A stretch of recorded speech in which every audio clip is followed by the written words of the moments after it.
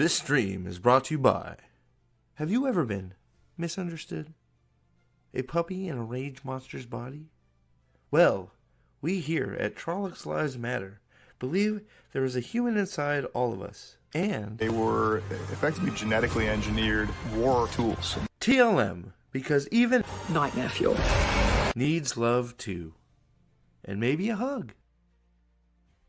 Hello, I am Jafe Dumpkins, founder and CEO of Trollocs Lives Matter, TLM. Thanking you for watching this advertisement. Aw, look at that little guy. Look at that little poopsie whoopsie.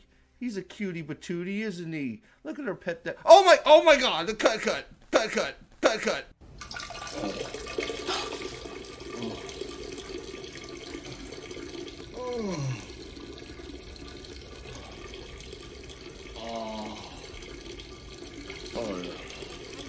Could be a record.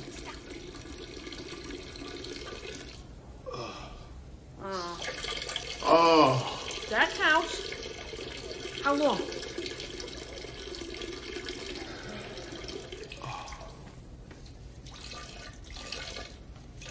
Keep doing it. Wheel of time, you say? I have no idea. But I do love this chair. It's great. Ooh, what's that? Hey, a pine cone. Smells delightful.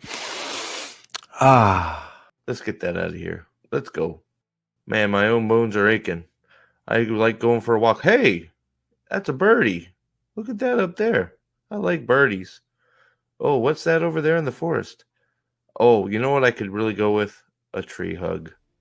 Wonderful.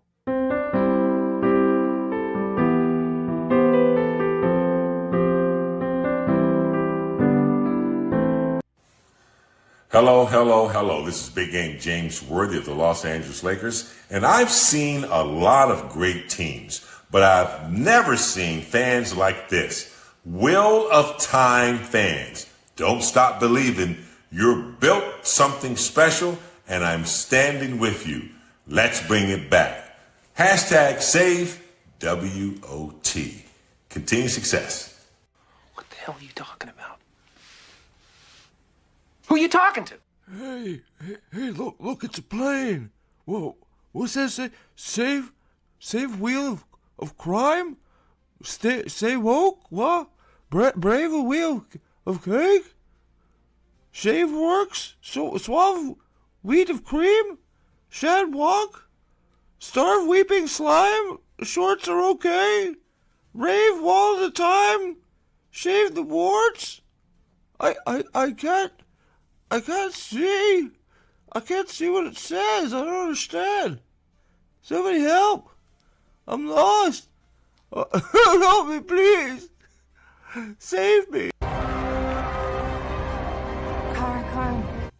Karn!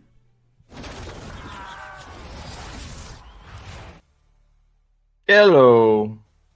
What's up? I wasn't sure I was going to make it on tonight, so it might be a short stream, but I made it.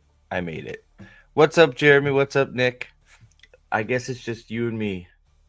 Sherry wasn't, man. Sherry must be asleep or something. She's usually first one in. She's crazy like that. I guess I didn't share it. Maybe that's why. Should I share this out, or should we just keep it low key?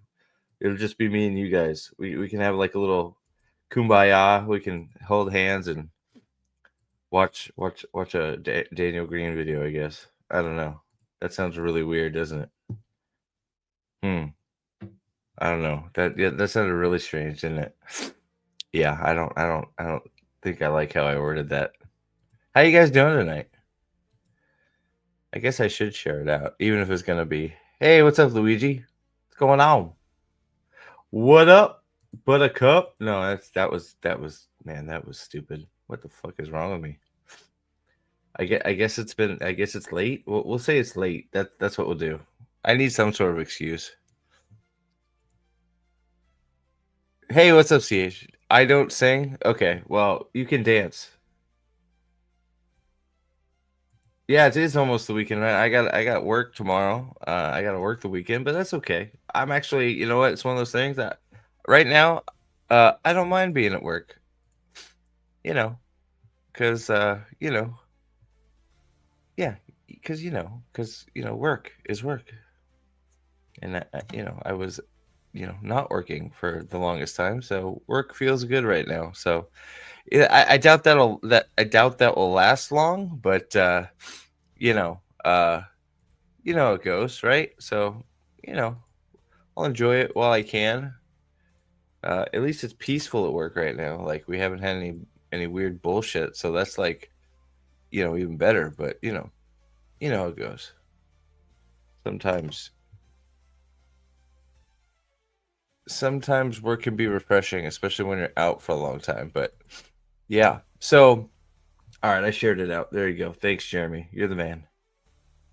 Hit that like button for me, fellers. And if there's any ladies in there, we're okay. We're at least at half. There you go.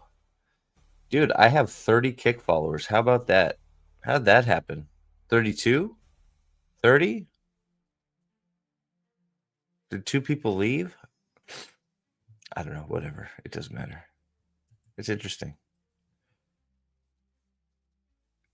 That's interesting. What do I have? Is my sound fucked up? Hello? Let's see. Is the music on?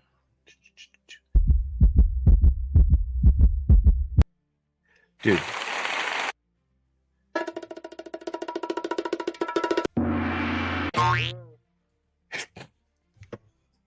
StreamYard's added a bunch of generic sounds, so they work at least. Are there more?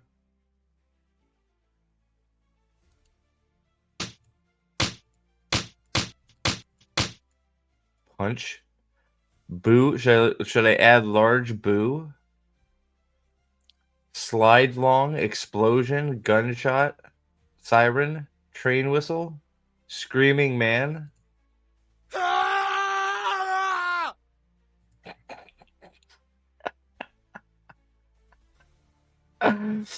I wonder what a train whistle. No, that was not very good. That was pretty good. That was pretty good.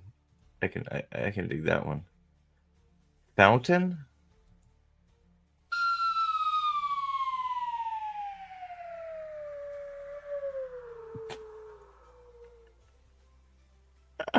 I actually like that one. Man, all the things you can discover. A single gunshot. Yeah, that's going away. All right. I think we got a few to play with. So yeah. So what's up, all 16 of you crazy peeps? How are you? So we have decisions to make. Kick has abysmal privacy policies, but their comparative lack of ads is a good counter. Yeah, I don't know. It's just one of those like I didn't feel like Twitch seems to be like turning into like not that Kick's any better, right? Twitch seems to be turning into like a giant cesspool of hate and dumb shit. The more like literally the only people I watch on Twitch. What's up, Sam? Sam 8,000, $2. Fuck the Wheel of Prime. Matt is my favorite character. What's up, buddy? Glad you get that tagline in there, my man. Like the only person I watch on Twitch is Asmongold, and like every once in a while, like a few like Warcraft streamers. Since Zaryu basically took over, Asmongold's whatever. Asmongold's like viewership when he quit WoW. So like, and like the more you watch anybody on like, well, I shouldn't say anybody because like some of those guys just play games, which is fine. But like the more and more I watch like Asmongold on Twitch instead of just watching his replays on YouTube, the more and more it's like just Twitch is like a weird just circle jerk. That's all it is. It's like it's just a turntable of like they create somebody does something stupid, then the whole Twitch community makes content out of it for a week, and then rinse and repeat. And they do, hey, there's Sherry. I thought you might be asleep. You weren't the first one in today. But you know what I mean? It's like it's like the whole Collargate thing. Like people are making bank off this shit, and then it's just like the next thing will pop up, and they'll just it's like well it's like it's all reactional content, but it's all like retarded self-made content. It's like Twitch people making fun of Twitch people, and then a Twitch person does something stupid, and then they all make fun of it, and then a Twitch, they defame them. So freaking what's his face at H3H3 sues them, and everybody makes fun of them, and there's like, you know what I mean? It's the weirdest fucking thing. It's like it's just like a self-fulfilling, like they just feed themselves like drama, and they just do a circle. It's like crazy. What's up, Caladair? How are you? So, as I said, you're not missing much. I've never followed Twitch, but that sounds right. At my old job, I had an action threat made on Twitch. Yeah, it's ridiculous. It's because like, it's like, well, it's crazy. Like, I don't want to go too far down the rabbit hole, but it's just like, everybody, like most of them are just liars. And you have this group of people that are liars, and it's like, then they call them liars. And it's like basically high school, only in front of a camera, and like the best one makes money and the rest are just idiots, right? And it's just like it's just sort of, it's crazy. It's crazy. And now there's this like new, like, and look, this is going to sound weird, and then I'll move on.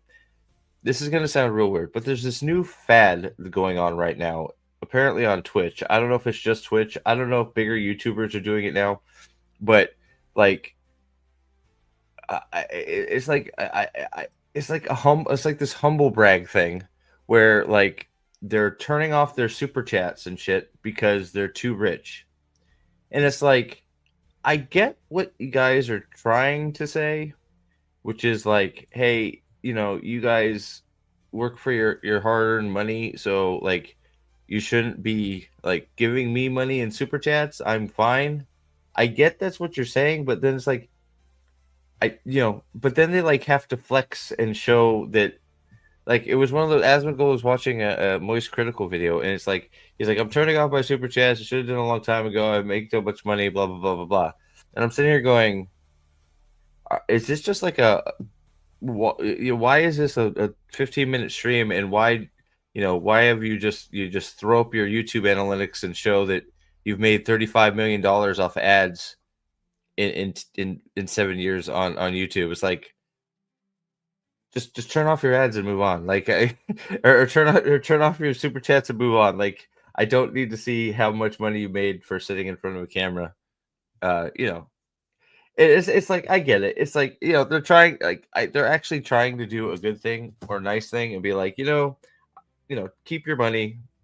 I'm still gonna do this. YouTube takes care of me, or Twitch, but it's just like, it's so weird to me. It's like, oh, hey, here's my Twitch revenue. I made $100 million. Hey, here's my YouTube revenue. I made $35 million. It's like, yep, you did. It's like, I don't know. Maybe it's just me. It just, it's one of those things that's sort of like, I get it, but it just rubbed me the wrong way at the same time. I don't know. I guess it's one of those you can't win situations, maybe. I don't know. Whatever. And then and the last thing, and then I'll talk about the decision we have to make tonight. Okay. The decision we have to make tonight. Because it's not gonna, I don't, we'll see how long I go. I'll go till I get tired, but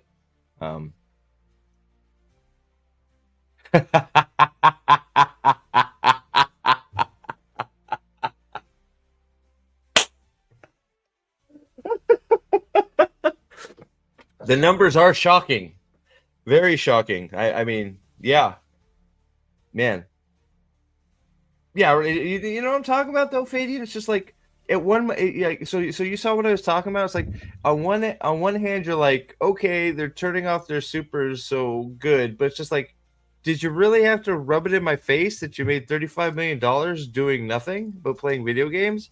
Like, I felt like that was like a step too far. Like, it's like, I don't need, like, we know all of, like, you top tier people, we know you're all fucking loaded. Just like, leave it to the imagination for me. It was shocking. Shocking. I heard a dog yelp outside from the shock. I thought it got struck by lightning. Turns out it was just Hassan. Oh, sorry, my bad. And that was like apparently like 4 or 5 of them did the exact same thing, right? It's just like I guess XQC was showing off how much he made, and it's just like okay, like turn off your super chats.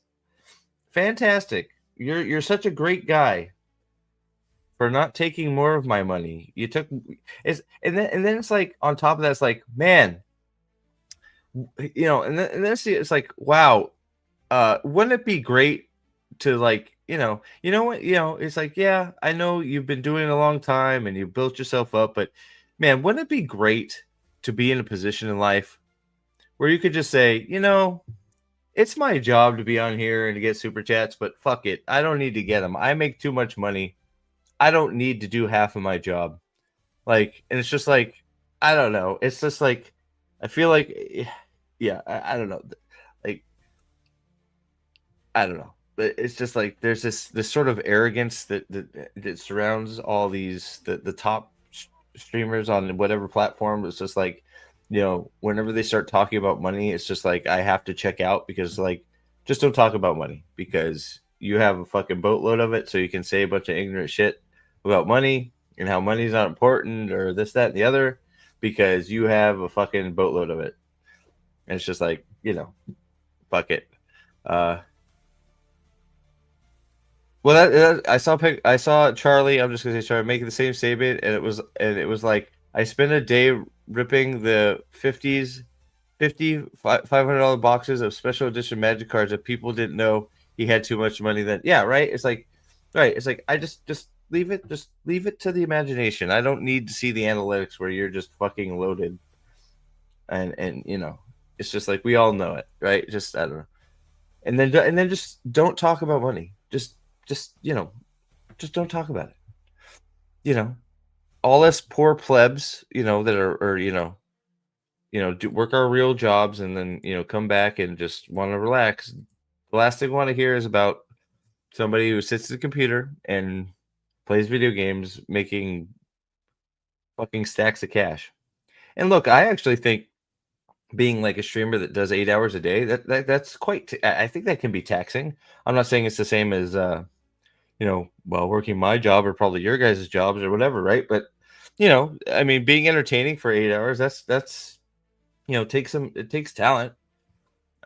But like, just if you weren't looking for applause for doing the right thing, you just say I'm turning it off and go about your stream, right?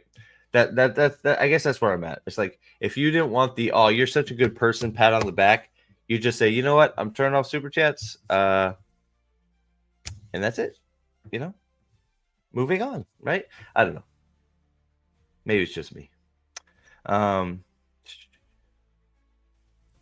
If nothing else, it at least gives the message to stop giving away any of them money. None of them need it. Yeah, well, yeah, no. So that right, you're right. It's like, and that's why I say it's sort of like one of these things. It's sort of like I feel sort of weird, like complaining about it, because I am low key complaining about it, because it's just like they are sort of doing the right thing, which is they're making all this money off ad revenue and shit. They don't need donations from people that make, like, I don't know, less than like a fraction of what they make, right? So it is like the right thing, but like, I don't know. It was like you want to play. It was like they were doing it so they could get like the applause off of it. It's just like, I don't need a 15-minute video explaining how much money you make and why you don't need anymore. It's like, great for I'm happy for you. I do imagine the taxes are heavy though. Like, I'm sure, but he's probably diversified all over the place. I would imagine most of these people are, unless they're idiots. I bought a second gas station cup of coffee today and felt guilty about how frivolous my spending was. Yeah, no, I get it, right? Trust me. I get it. So, yeah, it's humble bragging. You're exactly right. So moving on. So we have a choice to make for however long this stream is going to go today.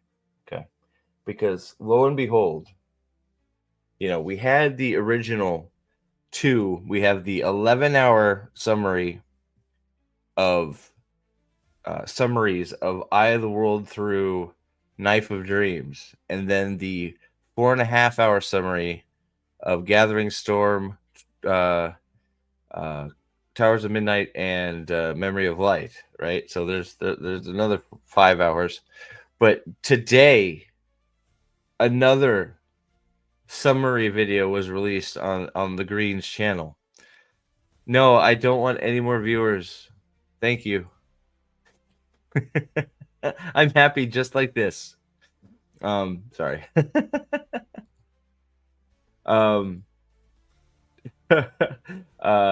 what's up, Yanan? What's going on? I still exist. How are you? What are these summaries? Oh, I'll get into it here in a second. What's up, buddy?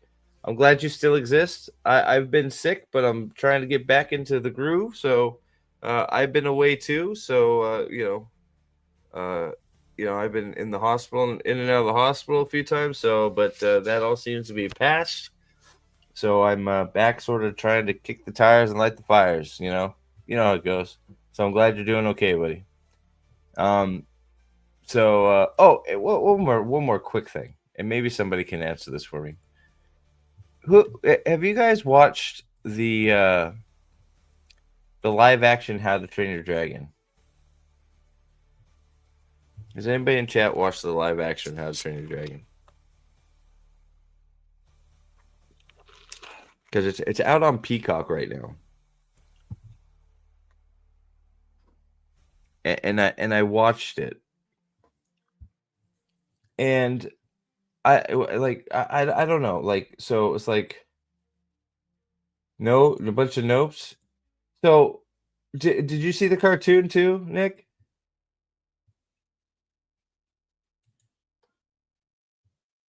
Zero interest in seeing it. Haven't seen any of the movies. Haven't even watched the animated ones. Okay, because I actually like the animated ones a lot. So that's sort of my point, Nick. So I'm sort of like right there. That's exactly my point right here. So I watched it, and I sort of watched it. I watched it. And I sort of just, when I got to the end of it, I was just like, "Thank you, Teresa. Here's my hard-earned money for you, selfish person. You, thank you." Yeah, that's me. I admit it. I need it. I'll take every dime, whether you're hard work or not. But we all know you are, so that's. But I watched it, and I finished it, and it's just like, what I didn't really understand the point, because it's basically a screen is close to a screen for screen adaptation with not as good actors. Astrid, I think, was completely miscast, and she is not a good actress. And just, I don't know. It wasn't like bad, and I wasn't like angry at it, but it was just like, I don't understand why this was made. And then it's like, well, of course I understand why it was made. It made $600 million. That's why it was made. And that's, of course, why they're making the second one, and they'll make the third one, because they'll probably make 700 million and 800 million, right? So yeah, that's why. But it's just like, it wasn't like fucking Predator Badlands, right? It wasn't offensive, but it was just like, why would I watch this when the animated version is just like head and shoulders better than this? Like, it's not. It's way better. Like, I'm not saying the live action was like bad, especially for somebody that was like hasn't watched it. If you haven't seen the animated, I could see somebody enjoying the live action one quite a bit. But the cartoon is fucking just miles better. All of the James Bond films are on Amazon, which are way better than anything modern. You know what I watched today? Fucking the John Candy. Hi, Amanda. The John Candy. Oh God, Jesus. The John Candy documentary that is on Amazon Prime. I Like Me. It's a great documentary. That was good stuff. So if you like John Candy and you like it documentaries, I'd suggest you I'd suggest watching that highly. So I didn't see what Dovey said here. What's up, Dovey? The title says we're shitting on Daniel Greene. I'm here for that, man. I used to like that dude. Man, he has fallen. Agreed. 100% agreed. So I'm going to share the first thing. I'll just share the front page here. So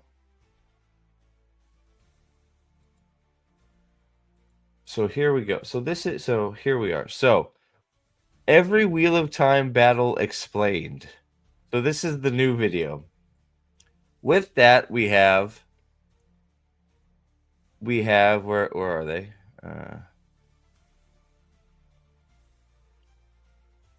He dropped another surprise project. Is that late? Was there another surprise project? Did I miss something?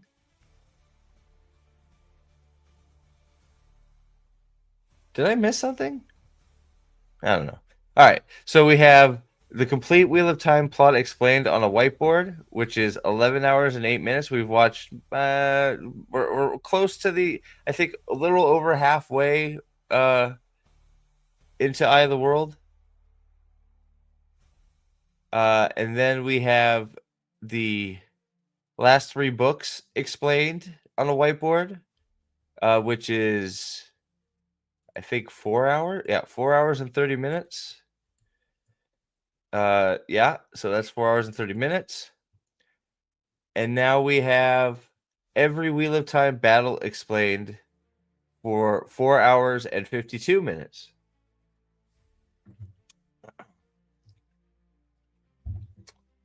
So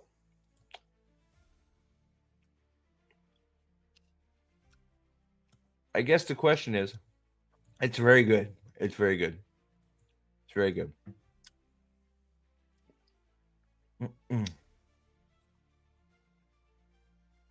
Isn't Nico Parker's mom in the second mission? I'm not sure.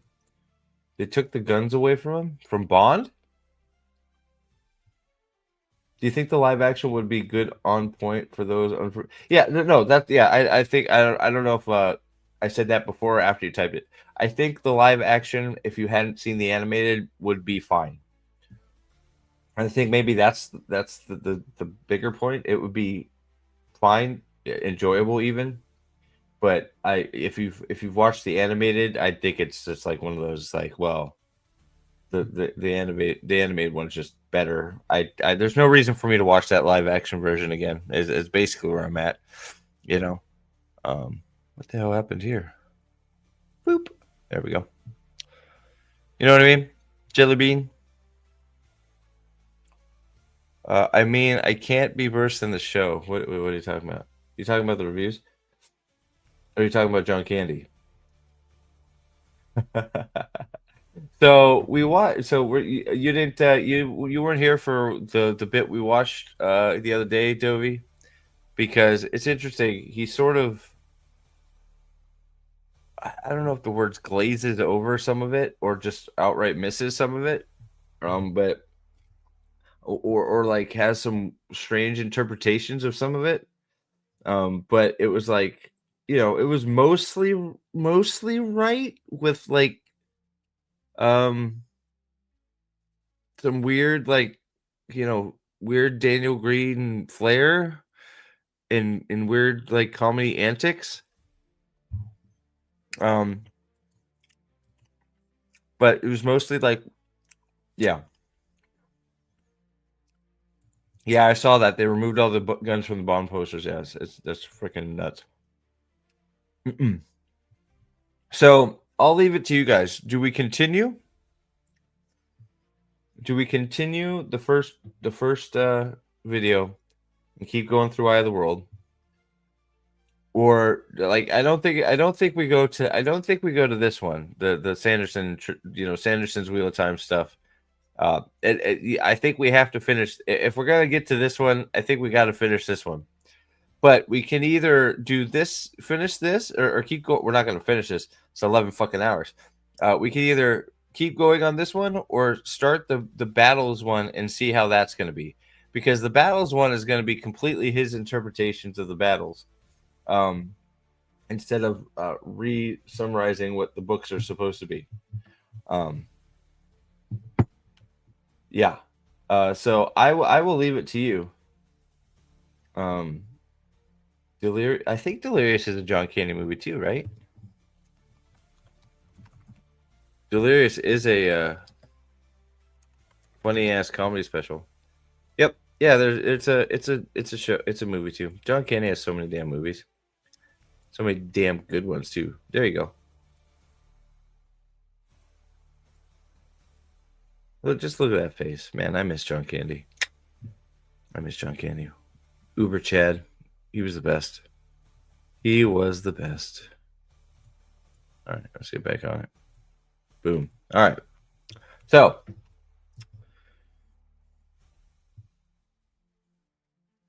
yeah, no, there's new movies with John Candy. He's done so many movies. It's wild. Like he pops up all over the place. You didn't even know. It's like, whoa, where did that come from? So here, let's just do this. Putting up a poll.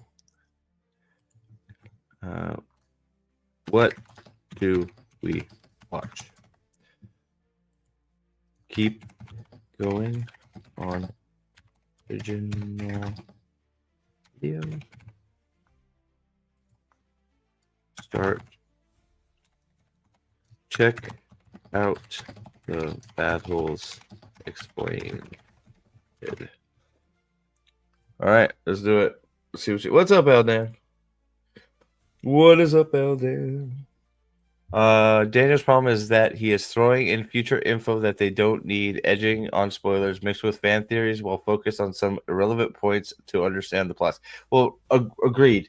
And then also, on top of that, he is letting his bias of what side of the fandom he agrees with showing by including stuff by saying, like, the Bella is God theory, which isn't a theory. It's a stupid joke.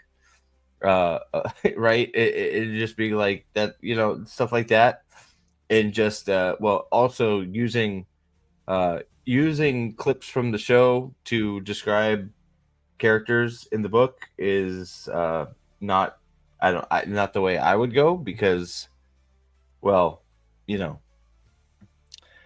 they're completely different entities. And on top of that, like, that was one of the biggest problems I had with the video. He starts it with basically saying, hey, if you watch the Wheel of Time show and you were interested in what happens, you can watch these summaries to get an idea. And it's like, no, you can't, because if you tried to pop open the Shadow Rising after watching season 3, you're going to be completely confused, because you're going to start in the Stone of Tyr with Rand and the Crystal Sword that you have no idea what the fuck it is. Right? So it's just like, okay, you get what I'm saying? So it's just like, I don't know, some choices I would have done, but Uncle Buck is a fucking legendary. Love me some Uncle Buck. You'd be better off using fan art. The editing is weird too. Like, I don't know about you guys, but I think the editing is very, very odd. The Great Outdoors, Planes, Trains, Automobiles, Spaceballs, Stripes, fucking all kind. Dude, it's all kind. Oh man, so good. John Kende. He's great. I miss him.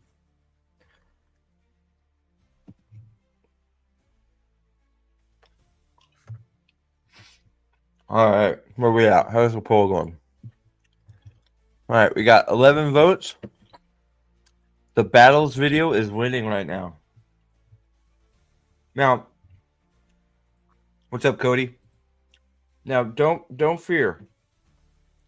Even if we go to the battles one, I do plan on trying to get through most of it. Even if I do like a freaking marathon stream at some point, and just try and get through as much of it as I can. John Candy is definitely. No, I'm kidding. Green, yeah. Oh yeah. Yep. Oh no, no doubt. Like, I don't think there's even a question. No, I don't even think there's a question. 100%.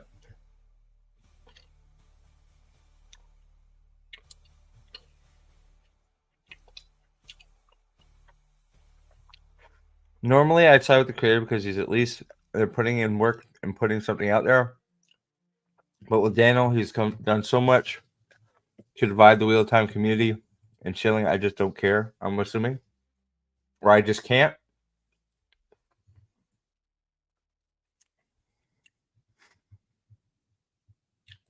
Yeah, young Macaulay Culkin also in there. Yep. It's cool. It's a great movie. You don't gotta explain yourself. Uncle Buck is an all-timer. I love that movie. All right, so we got 12 votes. Does anybody? We got 22 in chat. Anybody else want to vote real quick before we? Right now, it looks like open up the battle video. See what we got. I'm sort of curious about the battle videos because, this is now going to be all his interpretation of how things went down. It could be accurate. I don't know. I mean, it could be fine. Copy that. Don't blow up. It could be fine. Like, I don't know. Like, I feel like the summaries are sort of like some of it's fine, but then like he start doing Daniel Greemisms, it'll be dog shit. Man, you're such a hater. What a hater, man.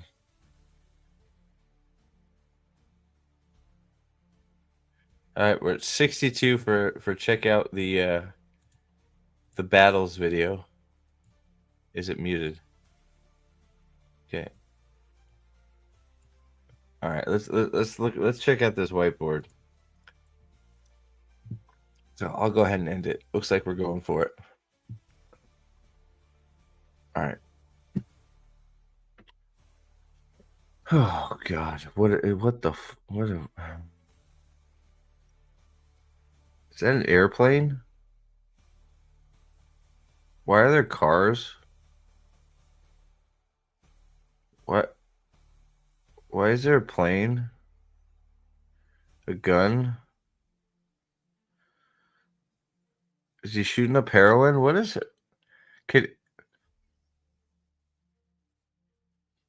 Oh, it would probably be a lot longer than 5 hours, Nick.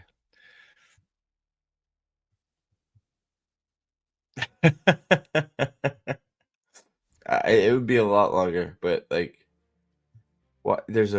Why is there a fucking dong in here? Do you see this, guys? How is this? How is this posted on fucking YouTube? There's a fucking penis on it.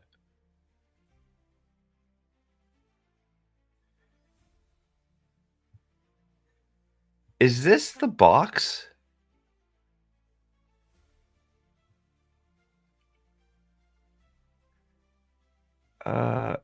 Does anybody see a box?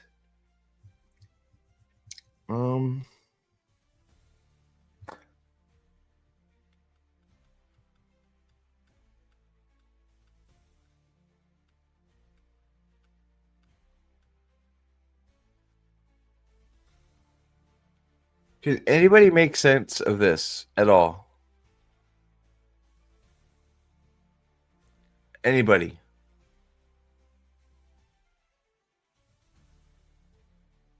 Right, exactly. I agree. 100% sure. That would have been much better. I mean, he used to do that before the show came out, but define box. True.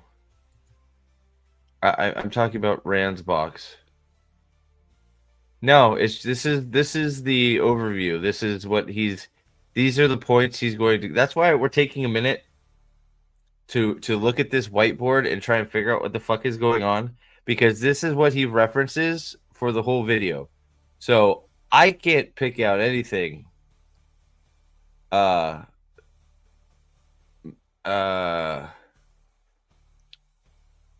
Maybe this is supposed to be like funny haha dragon mount like beginning, and then this is oh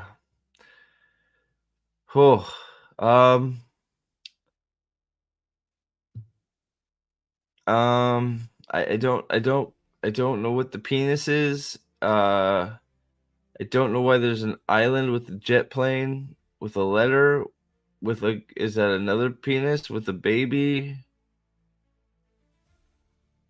Um there's a bunch of fucking cars. Um Does anybody see anything that looks like a sky battle anywhere or Turok the dinosaur hunter? Maybe he's gonna do this video different than he does the other one. He's got another whiteboard hidden somewhere. Maybe? Maybe? Maybe the jet plane is Age of Legends related? I have no I can't figure any of it out. Yeah,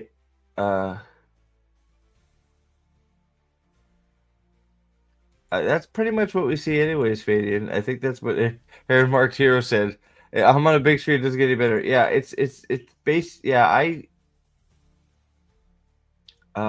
okay. Well, I guess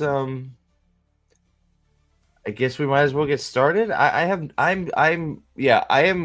think that is I think we're all right there.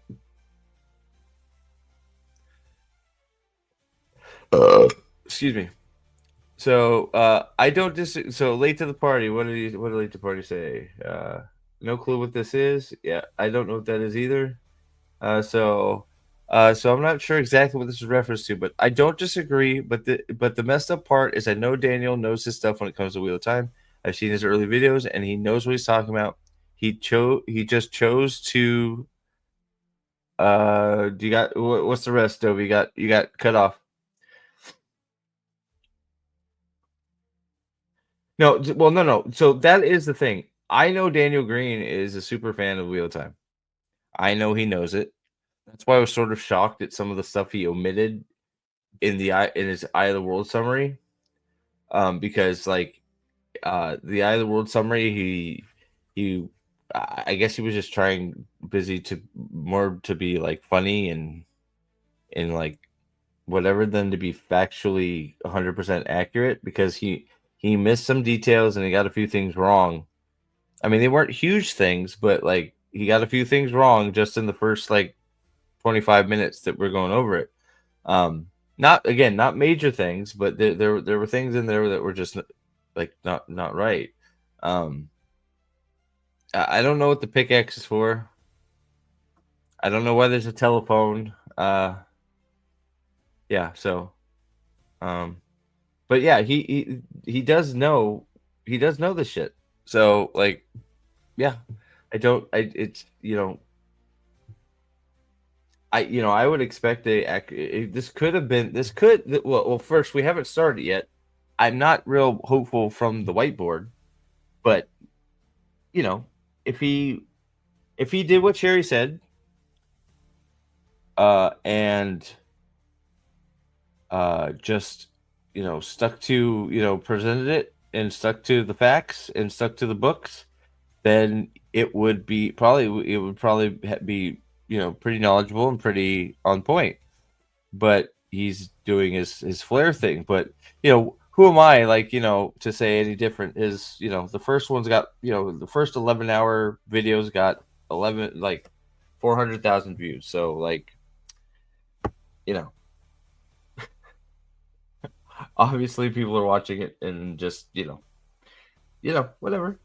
So we'll watch it too. So Josh says he has gotten very political in his analysis of Wheel of Time, and he goes nut when you debunk his claim. Does he? Does he go crazy if you debunk his stuff? Is that a goldfish in a bowl? Where? Hold on, let me.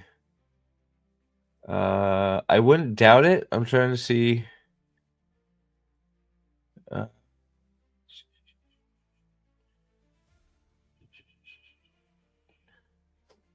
I keep seeing the fucking peen.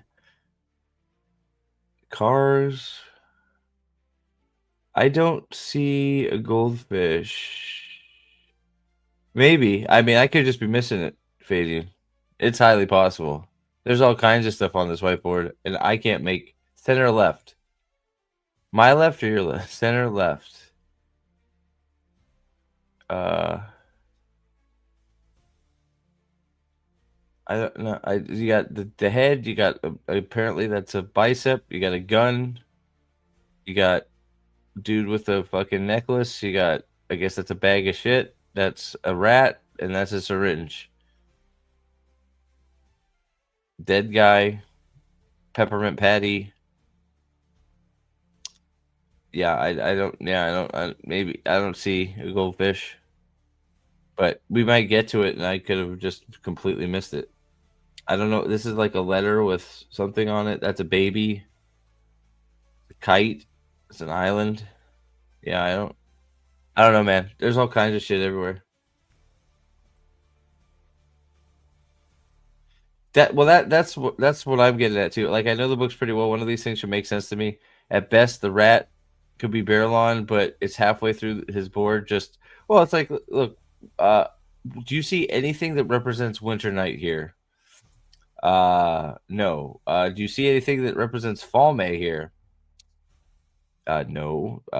Turok fight? No. It's like I guess it depends on what your interpretation of battles is. Like, what is he? Which battles is he portraying? Like, right? So it's like, I just it's sort of yeah. I can't decipher any of this whiteboard. And that's sort of weird. I don't know.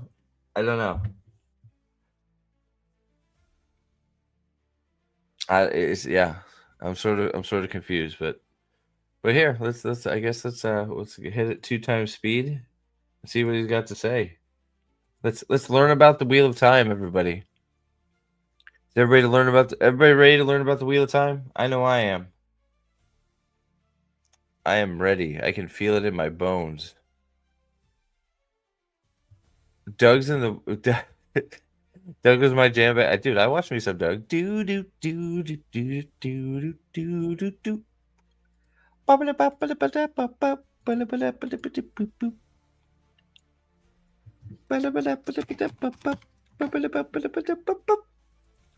right. Yeah, I can dig me. Dude, did you know Henry Cavill's like signed on to do Voltron? I can't believe that. He's doing a Voltron. It's like, holy shit. All right, here we go. Underwear on the outside, freak. What?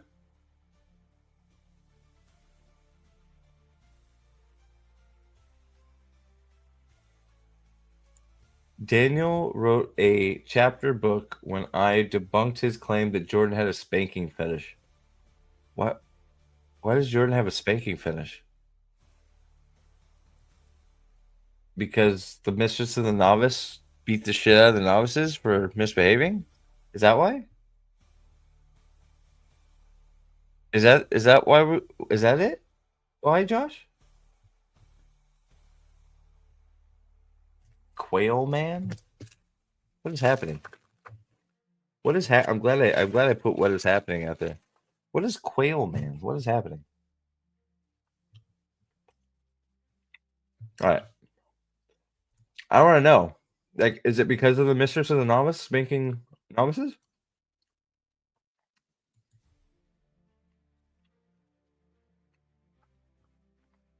That's some dumb shit. Like what spoilers just be where does it done?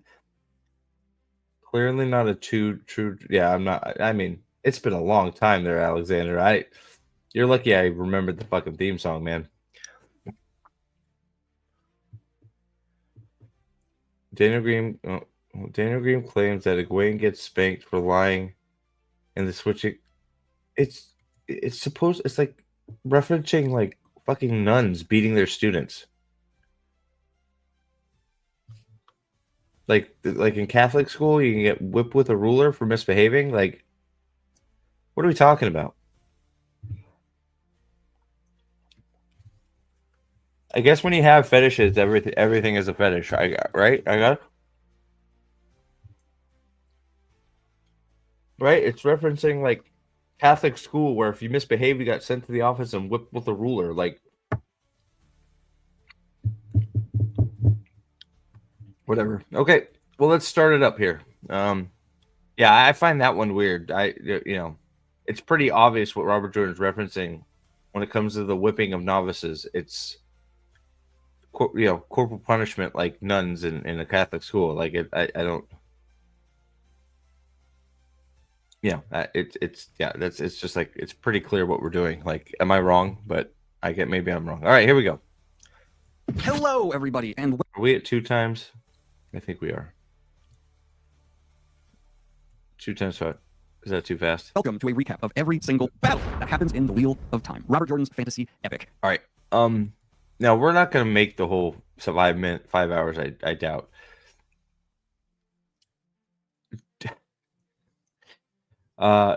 Do we think he's going to miss? Like, we'll just say, how many do we think he's going to miss chronologically? We'll just say in what we watch.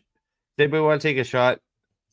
Do you think he's going to skip over any, or do you think he's going to nail all of them? I definitely. Does anybody see the battle at the Stone of Tyr in here? I don't. But okay. Yeah. So here we go. If you aren't aware, there was recently a 16-hour 2-part summary dropped here on the channel, getting into every single detail of what some people, after seeing the overall size of it, were a bit turned off, and I don't entirely blame them, and they just want to see. And they just want to see a 5-hour recap of every battle in the Wheel of Time. Look, I don't even mind the 11 hours. It's like, if it's good summary, you watch a bit at a time. I don't have a problem with that. You come back to it if it's good. You watch what you can, and then you pause it and you come back to it later, right? I don't think there's anything wrong with having a large form video like that, personally. But that's what's me, I guess. The infamous last battle of the Wheel of Time. I've done my best to put what you need bare minimum to understand what's happening for these battles in this video, and you can experience.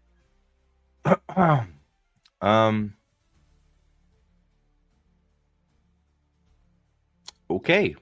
Some of the most awe-inspiring moments the space has ever witnessed. Now it's still. What the fuck was that?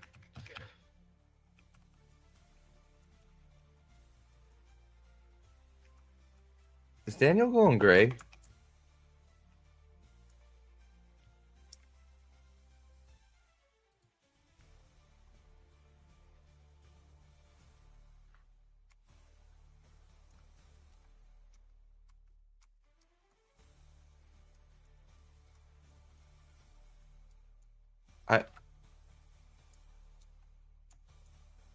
I don't quite understand what the point of that was.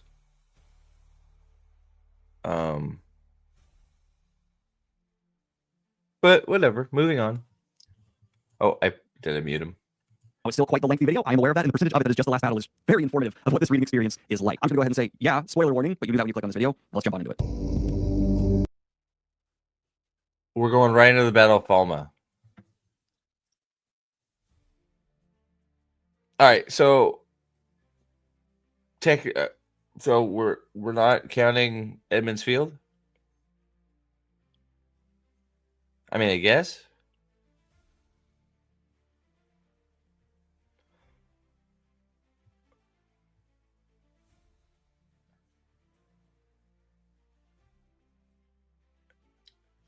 Did he?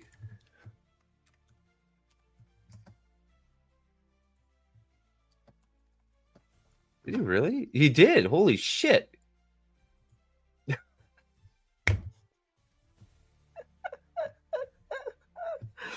Does the show spell it Falma instead of Falme?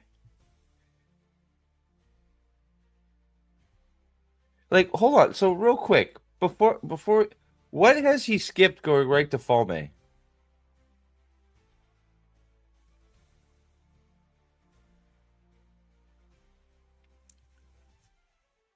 Edmonds Field took place off page, so I guess he's gonna count it here.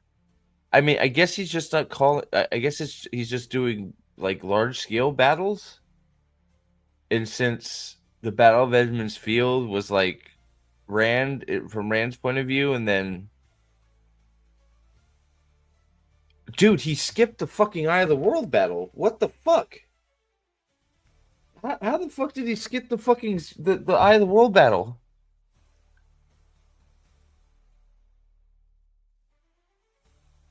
That's like that's the most important fucking battle in like the book. Like like I, that makes like it's the battle that makes Rand's dragon.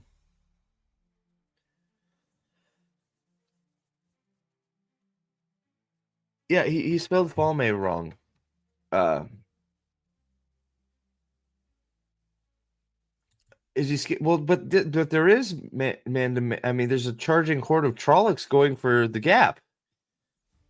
It just happens, and they're fighting. They're fighting in the gap. Rand just kills the Trollocs, right?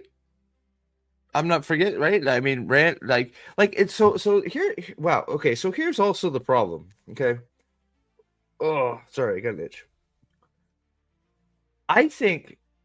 I actually think that the Eye of the World battle is something that people could use some clarity on with what happened with Rand in the Chords of Light and Darkness, from the one from Ishmael and the one from Rand having his Chord of Light, Ishmael having his Chord of Darkness. What happens with the Greed Man, the Pool of Sidene, like that could Bothamal and Agnor showing up, like that could warrant some explanation to help somebody who having trouble picturing what's going on get a greater explanation, because Rand sort of he warps here, he warps there, lightning bolts a bunch of Trollocs, saves a bunch of fucking Borderlanders, blah blah blah blah, right? Am I wrong?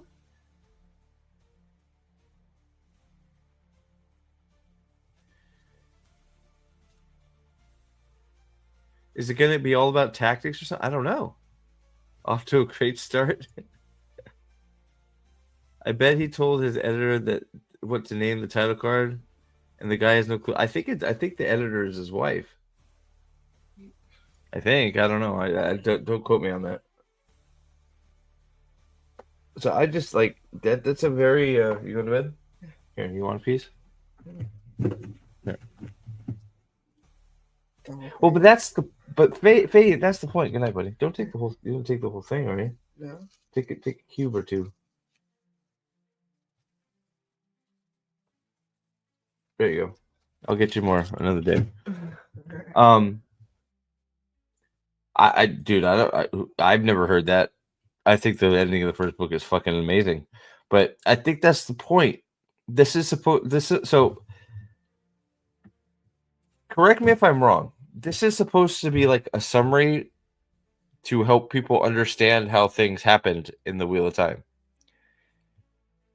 If the Eye of the World was an acid trip and people have trouble or picturing what happened, wouldn't it be great for somebody to go into greater explanation of what happened using pictures and a whiteboard to explain it? I'm not. You got to slow down, and so I had to slow down and go back to just like picture it in my head, but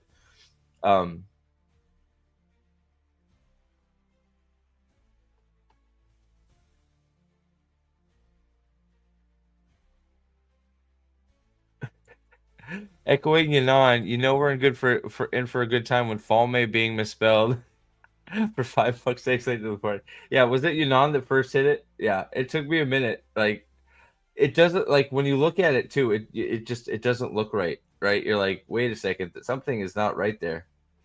Something is something is not right. What is? Holy moly! I thought, I was, yeah, me too. Sure, I was like, what? So so this, skipping Edmund's Field is one thing. Skipping the Blight, the Blight battle, in the Tarmon's Gap, I think that's a miss. I don't know how you skip that.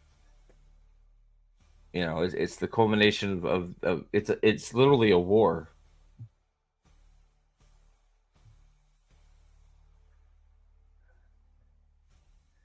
This is the first I'm hearing that people dislike the end of the Eye of the World. I've never. I've never heard anybody say that. So I don't know. I'm not saying it. You haven't heard that. I've never heard that. I think it's great. Sets up a lot of things. 2021 was the first time I heard the name Daniel Greene Break. You still have zero idea what the fuck the jerk does aside from chilling. I'll never watch him 1 minute. You're not missing much, buddy. Yeah, it's the only time he talks. What the fuck is going on?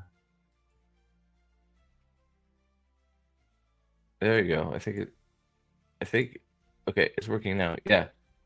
My computer just like had a fucking seizure. That was weird. Oh, okay, I'm lagging. That's it. Yeah, I could see it. I will wait for it to come back. Come on, go. Come on, stupid computer. I've never heard that. Salty, have you ever heard that? People don't like the Eye of the World ending?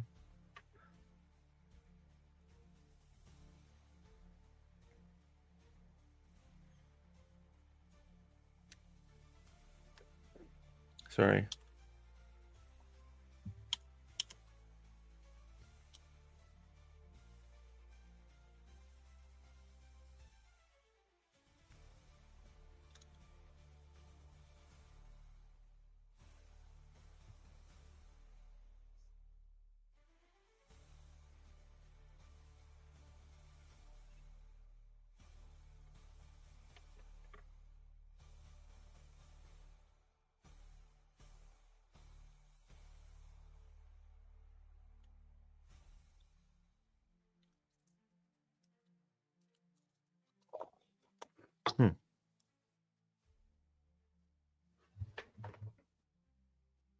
Sorry. Yeah, I don't know.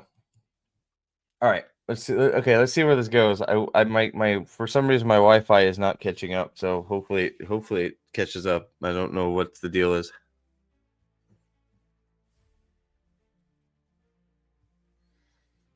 If only someone who spends millions of dollars to make an on-screen ad.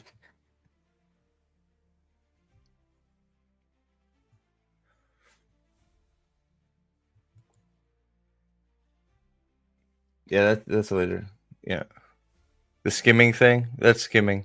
That's later. He's just warping from place to place. The creator's like warping him around yeah. Then he nukes a bunch of Trollocs. Yeah. All right, here we go. Battle of Falme. Or well, sorry, Falma. Apparently. We also get some cuts showing the White Cloaks are actually like moving their armies to Tomon Head, and they're like, we'll fight you, Shan-Chan, we'll fight you good. And as they arrive on Tomon Head, they figure out that Padan Fain is in Falma with the Shan-Chan. But Varen reads. Why? Okay, Falma's over here.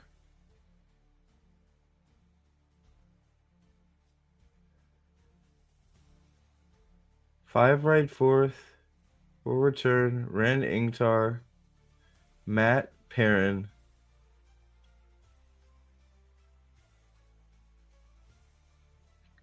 Part of the Dragon Prophecy, and she's like, 5 will ride forth. Only 5 people can go. It's not gonna be me. I'm not going with you. And Rand's like, kind of makes sense because we have a smaller party to break in. We can't come with all these Borderlanders. That would be a problem. If they're still different. I'll slow it down a little bit. It's a little too fast. A bunch of Borderlanders. So the party ends up being Rand, Matt Perrin, Huron, our Sniffer, and Ingtar. And what Varen says as they go off to go into the city is like, hey, that last part of the prophecy I didn't tell those guys. She's like talking to herself. Wait a second. What did he just say? Huron, our Sniffer. Oh, Huron. Okay. I thought he said Perrin, our Sniffer. I was like, what? And Ingtar. And what Varen says as they go off to go into the city is like, hey, that last part of the prophecy I didn't tell those guys. She's like talking to herself. Only 4 will return. Dun, dun, dun. Someone's gonna die. So they end up getting into Falma, and they see a palace where High Lord Turok is staying. And Matt is close enough to feel the dagger. He's like, the dagger is right there. So they need to break into this palace, and they do. At the same time, their plan to break out Egwene is finally happening. We see Elaine stealing apples because she's a noble, doesn't care about like little shops that have very high overhead, small. What? Like, why this is all here? It don't need to be here. This is part of the problem with these, personally, but.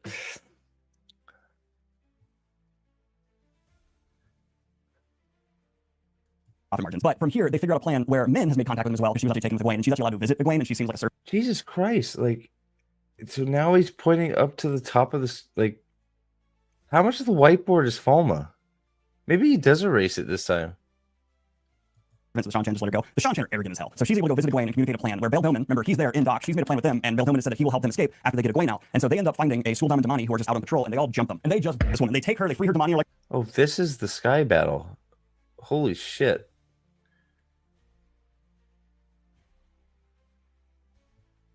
run away! And Nynaeve takes the collar and puts it on the Suldam. Suldam being the one who has the bracelet, Damani being the one on the collar. You couldn't tell from like linguistics. So they end up collaring one of the Suldam, and Nynaeve wears the bracelet, and she's like, now I can hurt you. And she does. They also switch her dress, and so Nynaeve looks like she's a Suldam, and they break into the palace. They get to Egwene's cell, and right when they're like freeing Egwene, they get the collar off her. Egwene's Dom, I guess, torturer, whatever you want to call it, comes in. The one who was holding Egwene's collar and trying to teach her, who you saw on the show, Rena, I think is her name. And when she walks in, Egwene loses her mind because she has been being tortured by this woman in horrific ways. I don't want to get demonetized. So immediately she grabs a pitcher and just wham, hits the woman, just her. She tells like Nynaeve, she's like tearing up. She's like, she hurt me, oh my god. And it is a rough read. But they take Egwene's collar and they put it on Rena and they leave her there. And Egwene's like, I figured something out. See, there's two types of women who can channel. Those that are born with a spark, meaning they will channel, and those that can learn if they're given the proper lessons. The Suldam are the latter. The Damani are the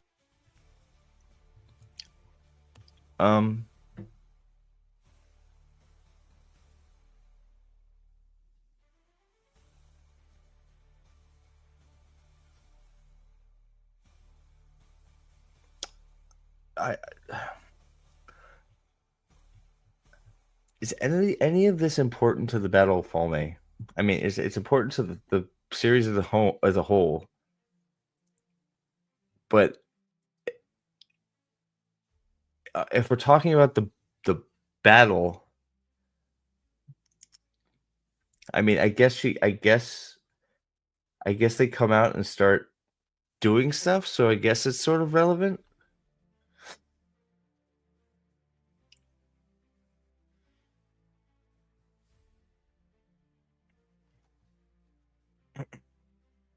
former. Turns out the Seanchan are a bunch of channeling, where they think people who can channel are like need to be controlled like naturally, otherwise they're like destructive. And she's like, you can channel, blowing up her whole ideology. Also from here, they're breaking out. They run into a patrol of Seanchan soldiers, and Egwene just unleashes the one power on them because she also got an upgrade. During all this time that she's been kept prisoner, the Seanchan have been basically forcing her to learn battle spells because that's what you want to use the money for when you're invading land. And she gives them a taste of their own medicine. But you're probably wondering why aren't the alarms raised and a bunch of people coming to arrest them? Well, the White Cloak Army.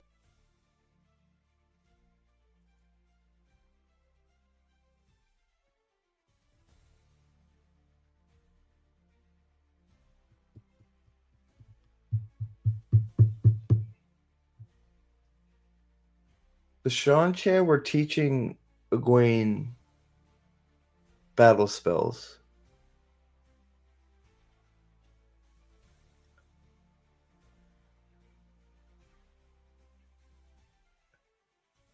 I don't think that's right.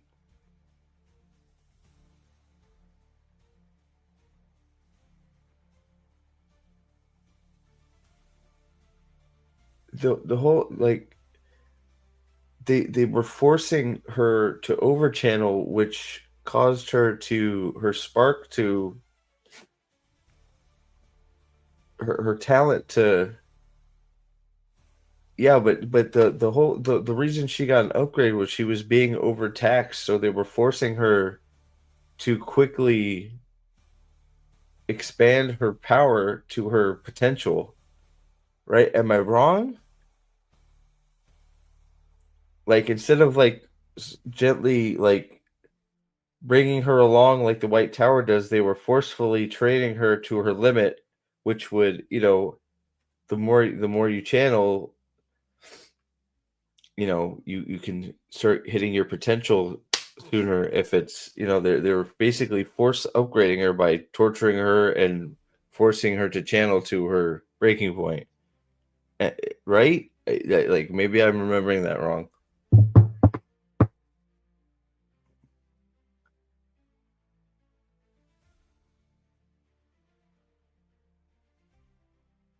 All right, moving on. I mean, obviously they taught her some battle spells, but is here. And this is going to take us back to Rand and our party. You see, Rand and the party break into the palace, and right when they open the chest and Matt gets his dagger and the horn is secured, High Lord Turok comes in, draws his blade. Uh-oh, it's a Blade Master blade. Well, she also has a talent for finding ore.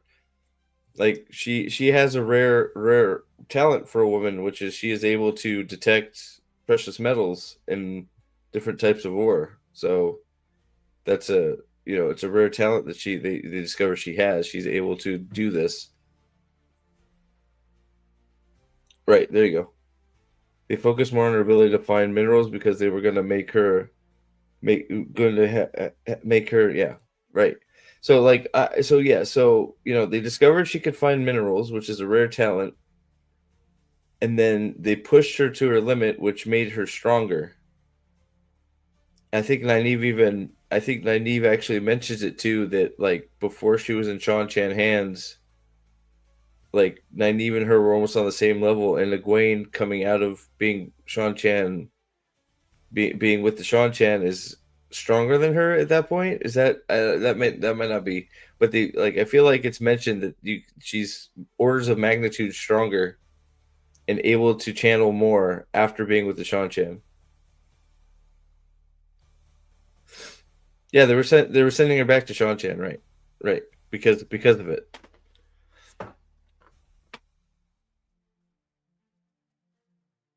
Yeah, exactly. They were fuck. Yeah. Okay. So I get. Yeah. So I guess it's some of both. I guess I think it's I mean, I think it's a little bit of assumption that they were teaching her attack spells, but I mean, they obviously did some, but whatever. I get it's not important. And he's got a bunch of soldiers with him, and he sees Rand's Blade Master Blade. And he's like, I'm arrogant. Let's you and I duel. Oh no, I'm not really a Blade Master. Oh, he's bad. Thought he's been getting some lessons from. I'm arrogant. Let's duel. I don't. Is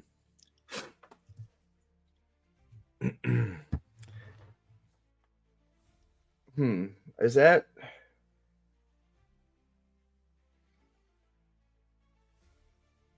Did the board change?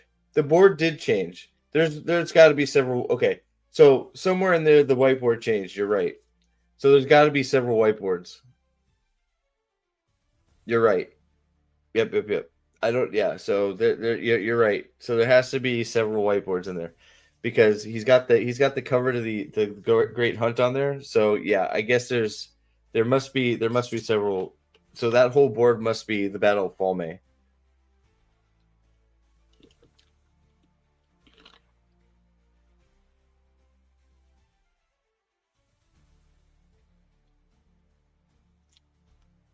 But I would have to double check, because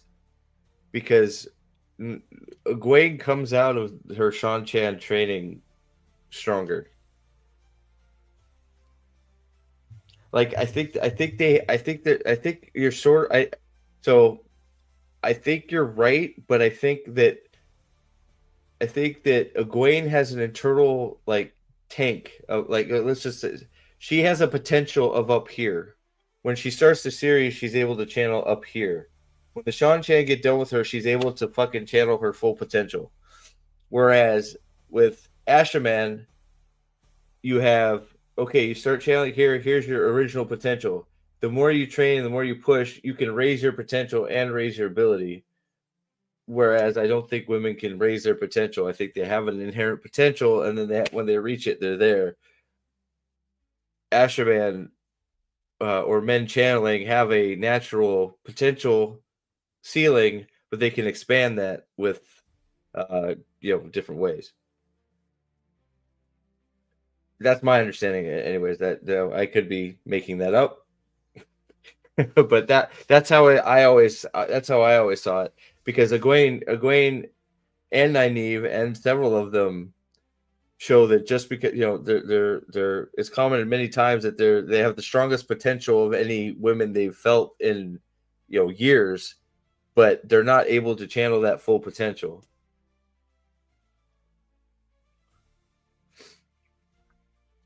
So like she comes out orders of not only just, but it's not just she has knowledge of new weaves and stuff, but she is able to channel more when she leaves the Sean Chan. And it's probably because of using the power, just fucking throwing shit, using the power for everything, basically, right? So she's closer to her ceiling and her max potential coming out of her Sean Chan training.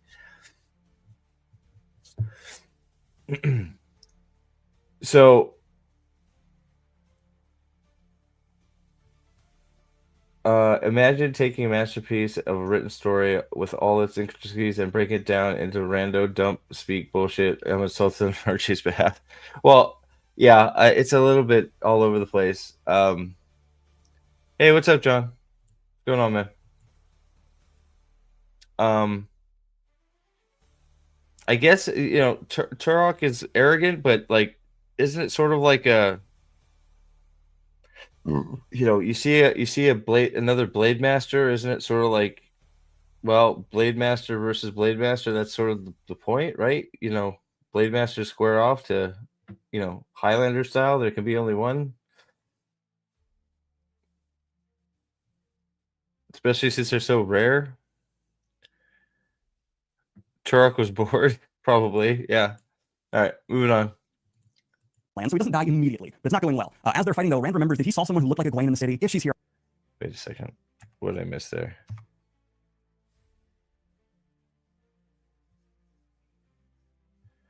oh, it's bad. But he's been getting some lessons from Lan, so he doesn't die immediately, but it's not going well. As they're fighting, though, Rand remembers that he saw someone who looked like a Egwene in the city. If she's here, I gotta win. So he seeks the void, and he gets into his meditative state, and then he actually manages to turn the fight around and kill High Lord Turok.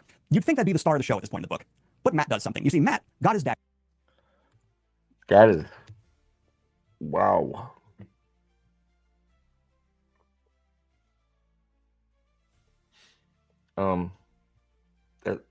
Wow. Okay, we just glazed over the Turok fight pretty quick.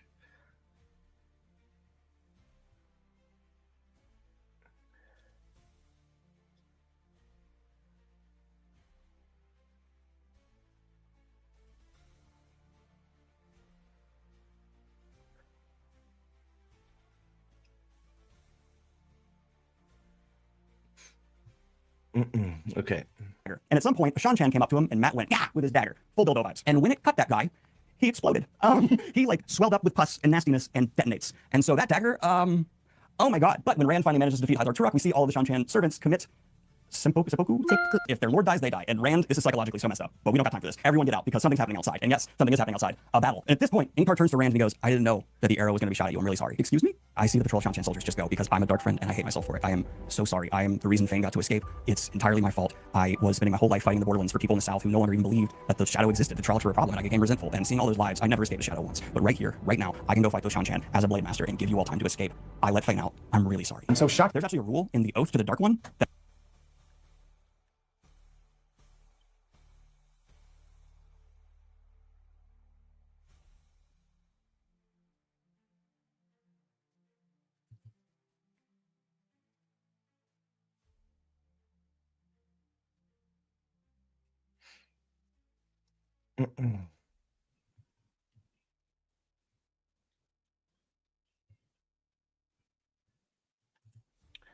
Dan is definitely losing it. When he did a video bashing a dead author a few years after he died because he found out he was a libertarian, I was done with him. He cooked. Did he really? Ouch. Okay, I think these battles were edited out of the 11 hour. Maybe? I don't know.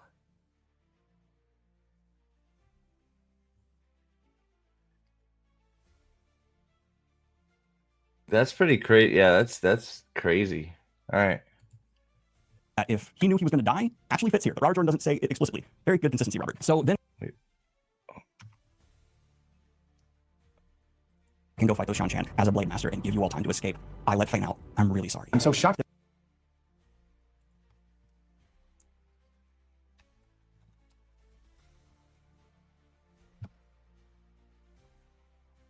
Ingtar's not a blade master.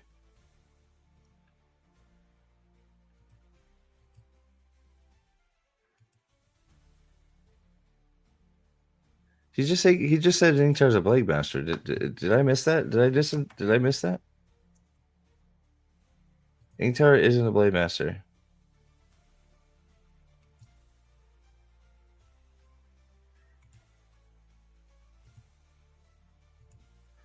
for people in the South who no longer even believed that the shadow existed, the Trollocs were a problem, and I became resentful. And seeing all those lives, I never escaped the shadow once. But right here, right now, I can go fight those Shan as a blade master and give you all time.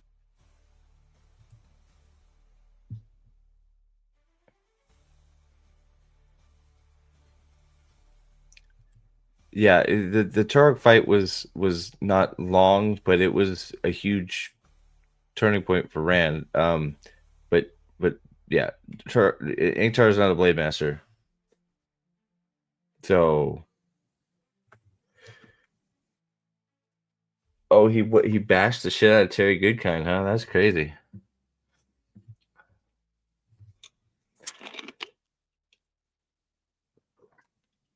I mean, Goodkind is sort of, he's a little bit of a, you know, he borrows a lot from other people, but you know, it does, you know, that doesn't sound like why he was mad at him.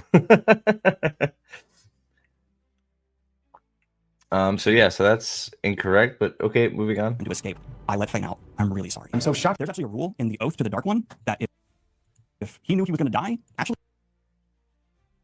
fits here. Robert Jordan doesn't say it. If he did he not finish his sentence? There's actually a rule that if the there's actually a rule in the Oath to the Dark One that if Knew he was going to die, if he knew he was going to die, actually fits here. Robert Jordan doesn't. actually fits here. What, like, did he not finish what he was going to say?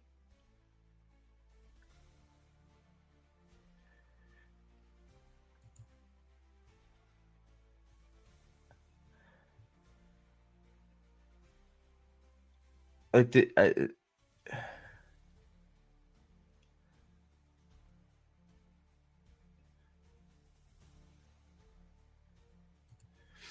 yeah, in my opinion, after that round was set on making sure all male challengers could fight with a sword, so they didn't have to rely on madness-inducing Sidene to fight if they didn't want to.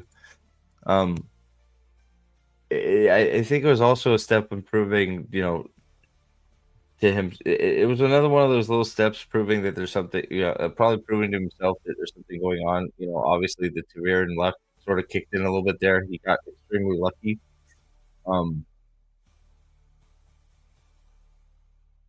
You know, he had some skill, but it was really lucky. But he didn't fit. Yeah, but he didn't finish his sentence. Like, right. So it's just like he didn't like going to die actually fits here. Like, if you like, there's an oath with the Dark One. If you know you're going to die, actually fits here. That's a nonsensical sentence. That makes no sense.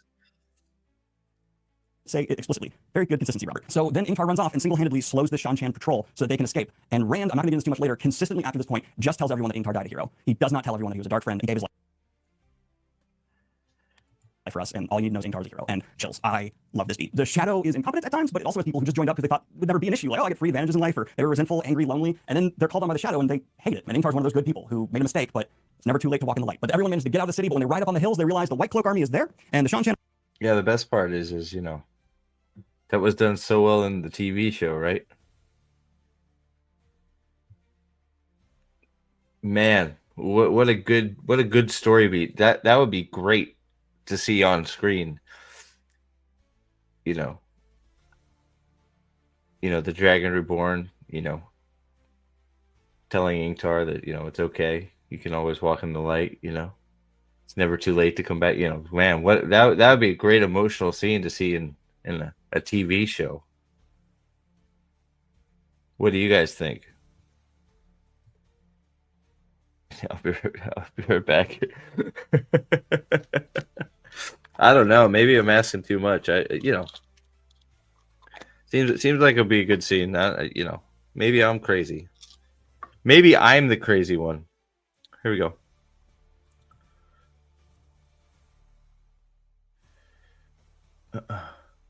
So DG is implying Ingtar was bound by the Oath Rod, and they cannot betray the Dark One into the hour of this is wrong and dumb. Yeah, I don't know what he's trying to. Yeah, I don't know what he's trying to imply there, and then he doesn't finish his sentence, so he just didn't finish. Like, that's why I went back and forth a few times late to the party. He just didn't finish his thought. He just like stopped in the middle and said, "It works. Good job, Robert Jordan." It's like, you didn't finish what you were saying and why it worked. Like, yeah. So whatever. Okay, so I've been diving into the 11-hour video, and I think this whole battle is in it. So maybe it's not edited out, but it's just edited down to a shorter version of the video. That's that makes a lot of sense. So he took his 11-hour video and he's making a shorter version. He's double dipping on his 11-hour video. He's doing what Twitch streamers do, except with the video he released. He's taking a section out of it and making another video to get another chunk of views and get paid twice for the same video. Is that what you're implying? It's pretty smart, actually. I'm not even gonna lie. You'll probably get a third video out of this too. Fourth video. He could probably get. It's an 11-hour video. You could probably get 8 videos out of it, and get probably paid pretty good. So I can't even blame him.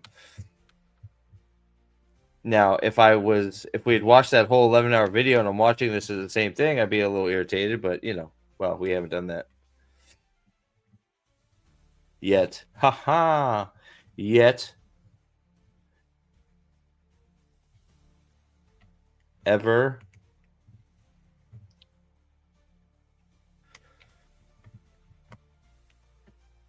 Sorry, I just need a second, guys. I'm sorry.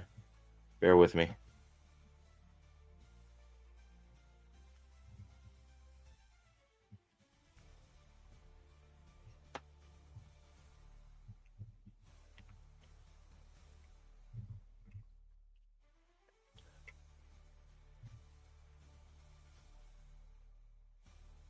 Army is there, and we're stuck between a rock and a hard place. What are we gonna do? Matt takes the horn of Valyr and he's like, I got this. I can't do a horn sound, so Kayla, put in a horn sound. And yeah, Matt becomes the horn blower, and all of these heroes of the horn show up out of the fog. We got Brigitte Silverbow, we got a one-eyed dude with 2 swords, I think. It's a bunch of heroes, they're badass. But most importantly, you know who was a hero of the horn because they had an incredibly impactful legacy and changed the world for. All right, Daniel's phoning it in. Daniel's phoning this shit. Like,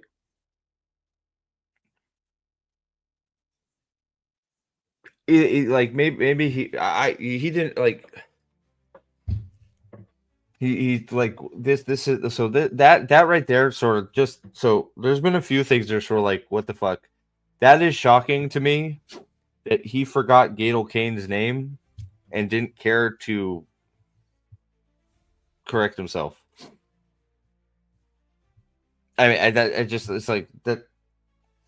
I feel like that's just like shows a complete lack of care for what he's doing here.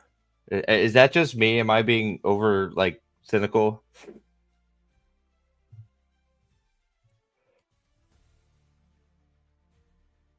Or is that just his humor? Is he trying to be funny and be like, ha ha ha ha, that's Gadel Kane he's talking about? Like,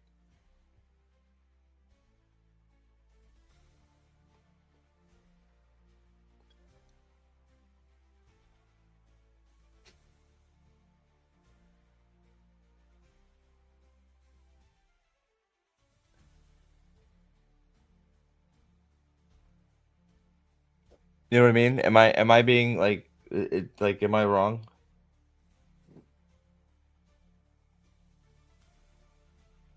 Well, he's like, there's a guy with an eye patch and 2 swords. That's obviously Gadel Kane, but it's just like, you say you bring up Brigitte Silverbow, but not Gadel Kane. But you mention a guy with an eye patch and 2 swords. It's like it's Gadel Kane.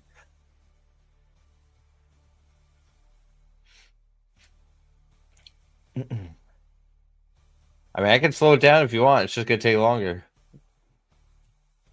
Forever. Artur Hawkwing, the emperor of the empire that actually became. Artur Hawkwing, the emperor of the empire that actually became the Shan Chan. Lore time. I didn't have to get into as much lore as Eye of the World, but I got some. You see, these foreign invaders are actually Artur Hawkwing's leftover forces, because after he conquered all the Westlands, he was like, all right, let's expand the empire and go out and conquer some more lands. And he went and conquered all these islands you see here on this map, and then he died and his forces didn't come home because they had to deal with all these islands. After all this time, though, the reason they're coming and invading is these are our lands. I don't care that you made these new kingdoms while we're gone. We're retaking them. These are Artur Hawkwing's descendants. It's basically like Alexander the Great or the Roman Empire's return. And now that emperor is fighting against them. And so you might be wondering how this battle's going to go. Well, remember, going into it, the Shan Chan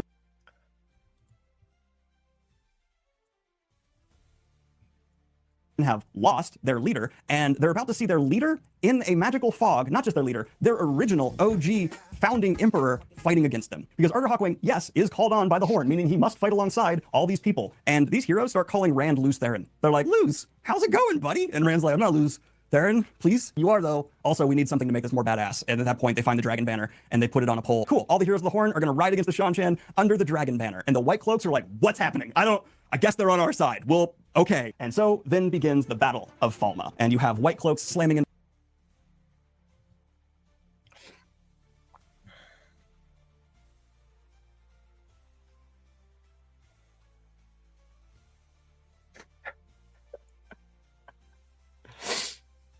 That's what well, part of why I speed it up is, yeah, he sounds a little bit, but one, it helps with copyright. Two, it speeds it up, and we get through it faster. Which part ain't wrong? No, he ain't wrong about anything there. Like, I just, we sort of glazed over the fact that, we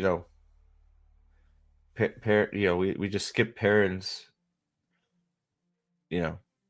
whole role in all this, but Master the Horn Sounder, Perrin's the Bannerman, but since the Edmondsfield 3, the 3 Taviran, but something I would have mentioned, but I guess to each their own. I also would have mentioned the one of the best parts of the book, her fucking feeling like a badass and joining the charge with fucking Arthur Hawkwing, and Arthur Hawkwing saying to her, and maybe you'll join our ranks, and like her feeling like a fucking stud. That's one of my favorite parts of the fucking The Great Hunt, but that's just me. Into the Shan-Chan. The Shan-Chan, Suldam, and Damani are unleashing one power hell, but you also have some loose Aes Sedai within Falma disrupting them. There's all these White Cloaks invading, and Rand's not really a part of it. Side note, Bail Doman, who's waiting to help all these ladies escape, he's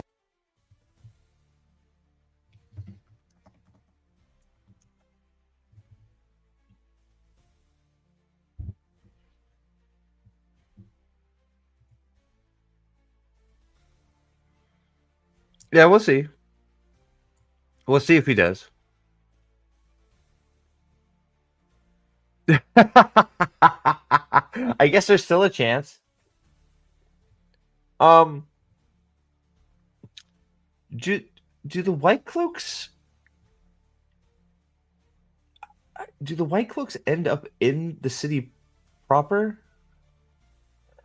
I don't feel like they go in the city. I feel like they're outside fighting. I don't feel like they go into the city. So this is show bias right here. Showing them go into the city. Yeah, right? Yeah. Yeah, they don't go into so this thing where he's showing them go into the city and fighting inside the city. there's all these White. They're out here fighting. Rand's in the city. Or he's outside now. So no, yeah, he got yeah. So this is yeah, they get chopped up outside. Yeah. Except for one that runs away and tells all the wrong information to Lord Captain Commander. Yeah, I don't know where all the smoke kids are. Where are they? Where the fuck are they? Come on. Come on.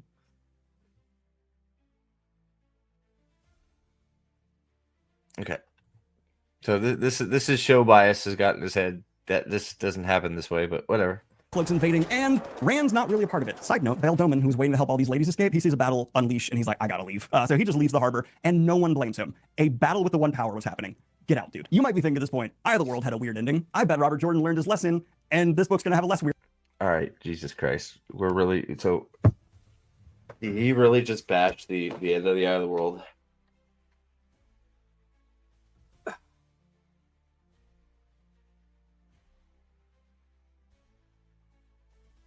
Yeah, no, yeah, he misspelled Palme. Yeah. I take it as him saying, he it was a weird ending. So I guess it's not. I mean, I guess you could call it a weird ending. I think it's. I enjoyed it, but you know, I never, you know. Oh, what you said it that he, yeah, that they didn't like, yeah, I don't know, like, is this more like, the show did it better stuff? The end of Eye of the World needed fixing because it was weird. Is that what this is? Is that where this is coming from? Like, is this more show defender stuff?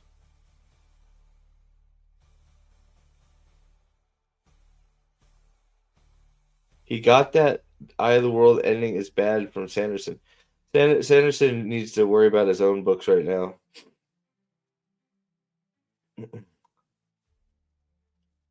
I don't think I don't think there's anything wrong with the end of the Eye of the World. I think the end of the Eye of the World is great. I love it.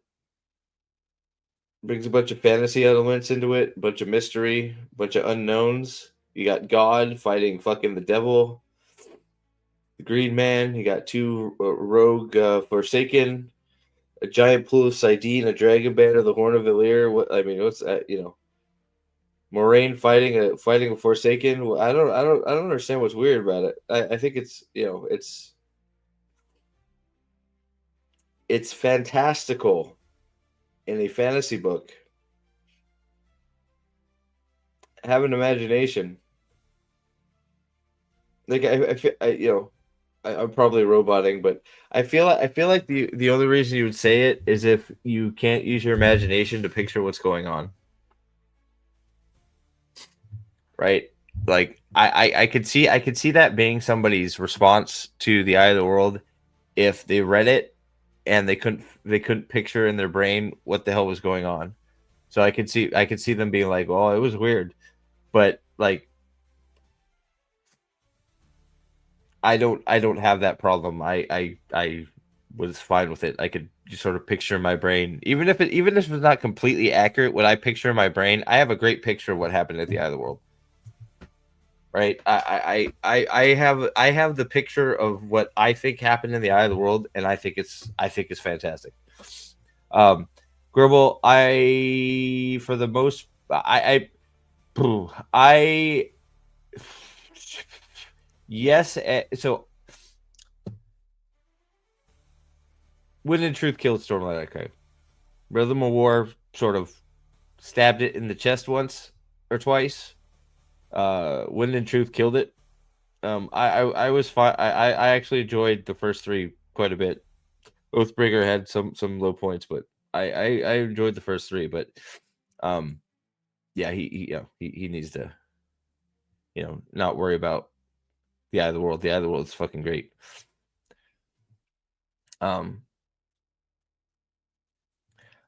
I'm surprised how many people have aphastima, cannot make mental images, or have no inner dialogue. So I mean that's just I mean, do you guys agree with that? Like I feel like that's why you would call it weird if you've read it and you can't picture what's happening, in your brain. If you can't decipher what's actually going on, I would call it weird. Um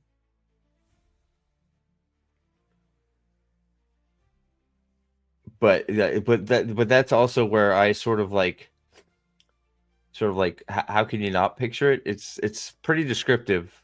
It's strange. Like I shouldn't even say strange. It's fantastical. It's way fantasy, but I don't think it's really hard to picture what's going on. That they're at the Eye of the World. They get jumped. Uh, you know, the creator, starts talking to Rand. Moraine starts going to work. The creator starts taking him on a guided tour of fucking, stuff. Rand fucking destroys a bunch of Trollocs, comes back, and has his throwdown with Ishi and comes back, sucks up the Eye of the World, and wham bam, thank you, man, dragons were born, right? I mean, and the Green Man eats a Forsaken. Forgot about that.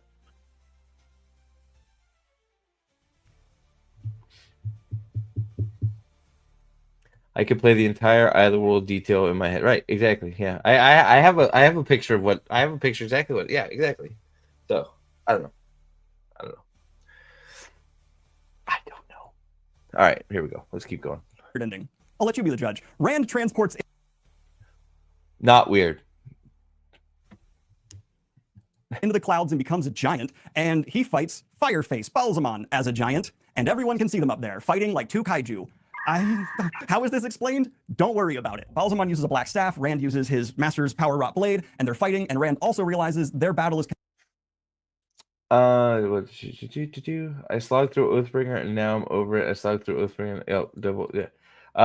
So yeah, I did have that same problem with Oathbringer. I know some people do, and I really like the ending of it. But rhythm, if you struggle, if you struggle with Oathbringer, rhythm is oof, and then Wind and Truth is just anger inducing.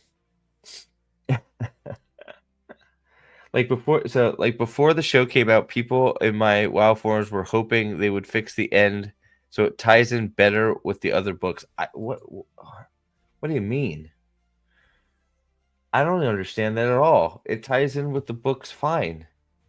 It was Rand becoming the Dragon Reborn. I don't understand what the problem is.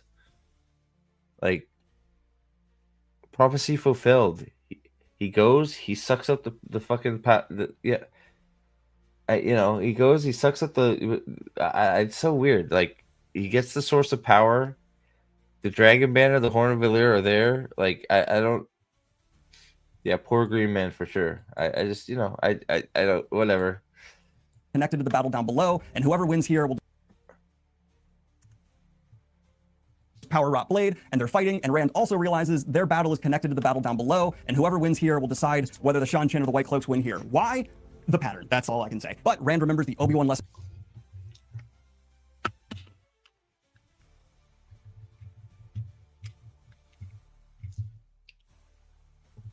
Why the pattern? Okay. I thought you were explaining how the. I thought this was like an explanation.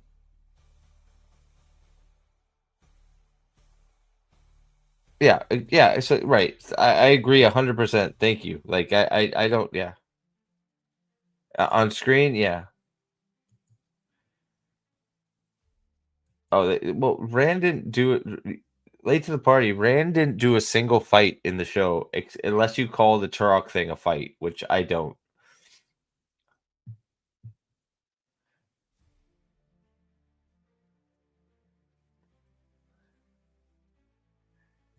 I am so shocked. Yeah, I mean, Hassan's dog should be named Rand. That would be perfect. And then it would be less shocking, but still shocking. Extremely shocking.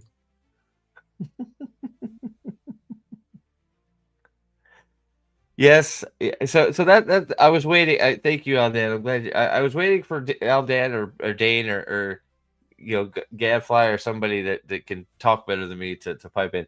It's not the pattern. It's a metaphor for spiritual battle that rages all around us in real life that we can't see. The effect of how things play out in real life. It wasn't now correct me if I'm wrong. The sky battle, wasn't that just projections of them fighting low, like in real size? They weren't actually up in the clouds. It was just their fight being projected into the clouds, just like a big screen TV. Is that incorrect? Have I created something in my head that is not true with that? Well, but they were normal size. They were just projected into the clouds as huge so everybody could see them. Right? Like, so they were fighting, but it was just like mirrored bigger. So everybody could see them.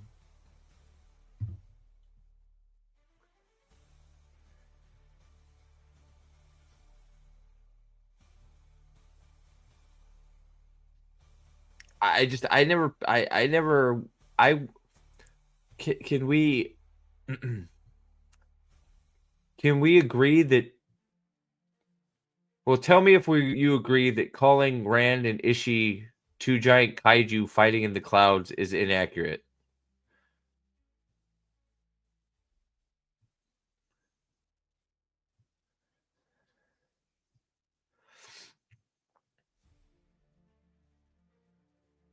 Yunan has a lot more knowledge than me too, so I'm glad you're piping in too. Like I referring to Rand and Ishmael or Balsamon as turning into two giant kaiju and fighting in the sky is, I don't think that's accurate at all.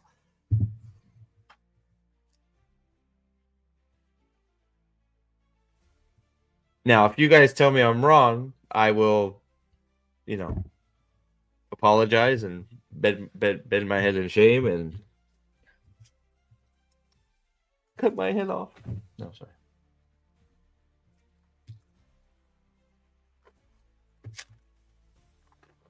But he wasn't.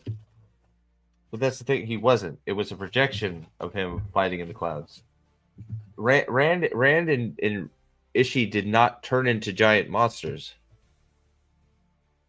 They were fighting, and it was projected. They were fighting, and then it was projected into a big scene in the sky, so everybody could see it. And as the fight was progressing, the fight below them was also mirroring who was winning. So at least that was my read on it. If I'm wrong, you guys tell me I'm wrong, then that's fine. I don't remember them turning into magnified. There you go. Magnified. I think that's the word. They weren't like, they didn't like turn into make my monsters grow and fucking go Power Rangers, and they just go and we're kaiju fighting. Fucking Gypsy Danger hit fucking knife head guy from Pacific Rim. That's not what happened. Right. It's right. Okay. So I'm not remembering it wrong. They are fighting in the right. Yeah. Okay. Right. Okay. So calling them kaiju is inaccurate. It's not, Josh. That's inaccurate. That's not right. Yes, Moraine made herself bigger. That's not what happened in Fall May.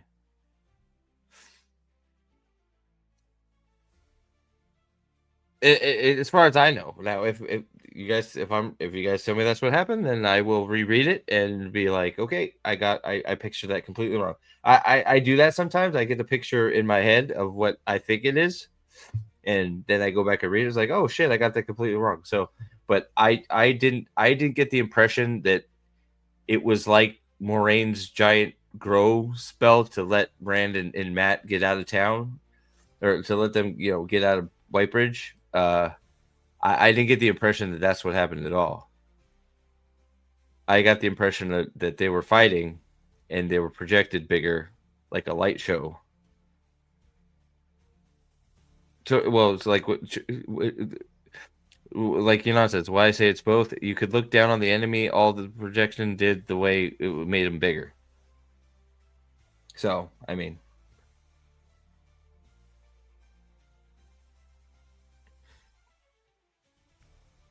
So I think calling them kaiju is inaccurate, but I guess it's a quick way to describe that they're giants.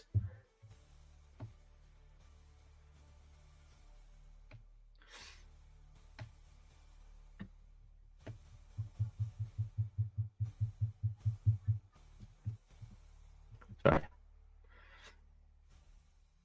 I just think we're but regardless, I think we're playing a little fast and loose with the details for something that's supposed to be like an explanation.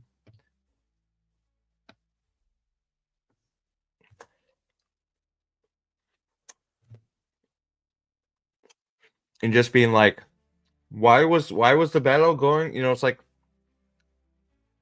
the land and the dragon are one. So if the dragon is losing, the good guys are losing. Like it's it's one of those things, right? Just saying like, I don't know why anything's happening. It's like, well, it says every Wheel of Time battle explained. Do you know what's happening or not?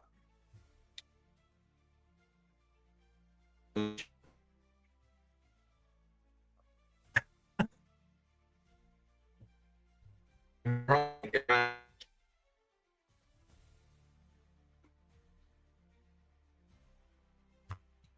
probably it's out of line.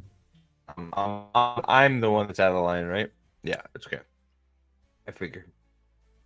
All right, moving on. Let me my Wi-Fi's shitting, so let me wait for the Wi-Fi to fix. Yeah, I'm sorry.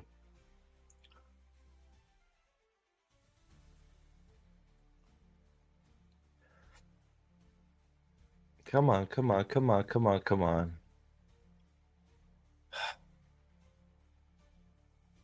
There we go. Okay. All right, I'm gonna hit play. From land who's like, eventually you'll have to sheathe the sword. Oh, Jesus. Here. Why?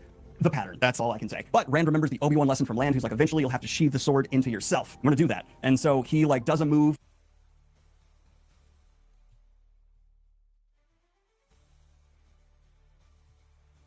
Eventually, you're going to have to sheathe your sword yourself. Okay. I'm not sure that's the lesson Land taught him. But I don't have. He just, he's just referring to the master teaching the apprentice how to sword fight. But it's just it's a sword form that Land told him for last resort.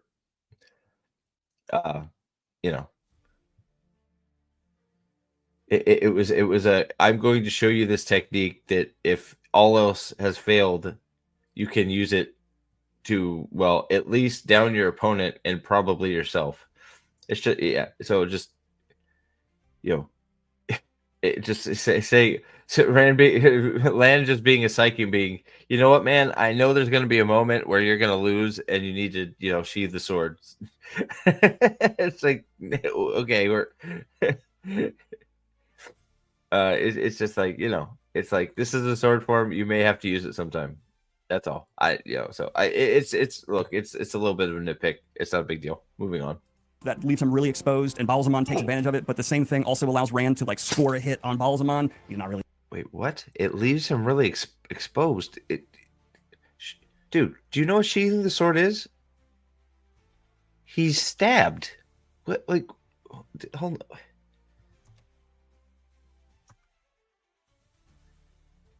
From Land, who's like, eventually you'll have to sheathe the sword into yourself. I'm gonna do that. And so he like does a move that leaves him really exposed, and Balzamon takes advantage of it. But the same thing also allows Rand to like score a hit on Balzamon. He's not really dead, obviously, but Rand gets a.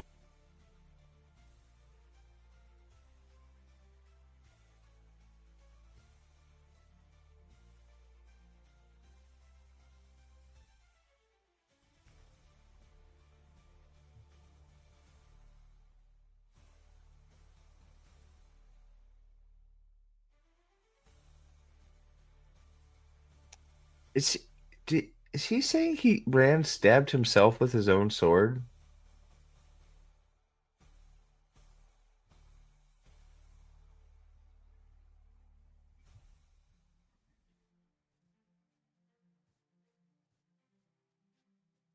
Is that what he's implying? Or am I missing it?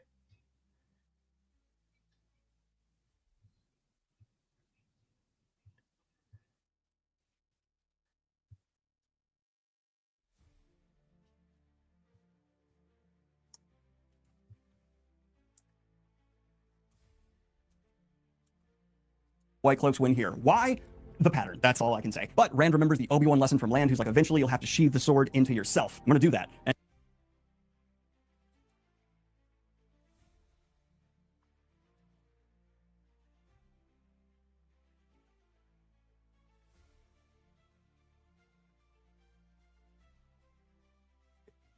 I feel okay. Thank you, because I'm having a moment here.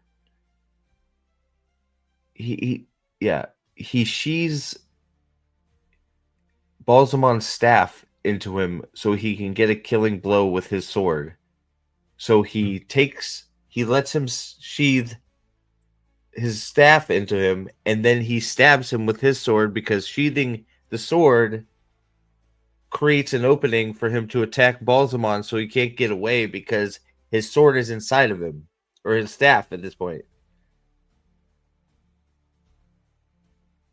He's not stabbing himself. He's letting Balsamon stab him so he can get in close and get a killing blow. Or in this case, a wounding blow, I guess, because Balsamon doesn't die. But right, I'm not like fucking myself up here, right? Because that's what causes his first wound. The sheathing of the sword causes the first unhealable wound in his side. That comes from Balsamon's staff being sheathed in him.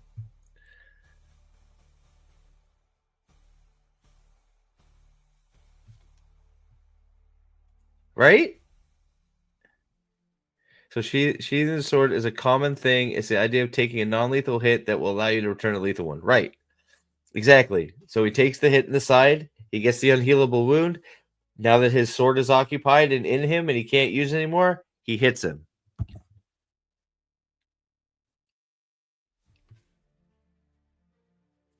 I'll give Daniel some credit. I don't think he fucked up this bad. He's just not explaining it well. I did this one. This one's just I for some of this, I think you're probably right. This one he just got wrong. He clearly said he stabbed himself. That's all I can say. But Rand remembers I'll even this one he clearly got wrong.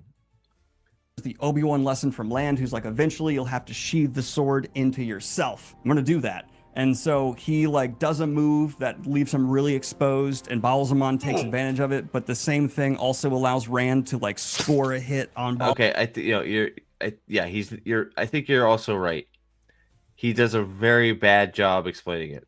I think you're probably right.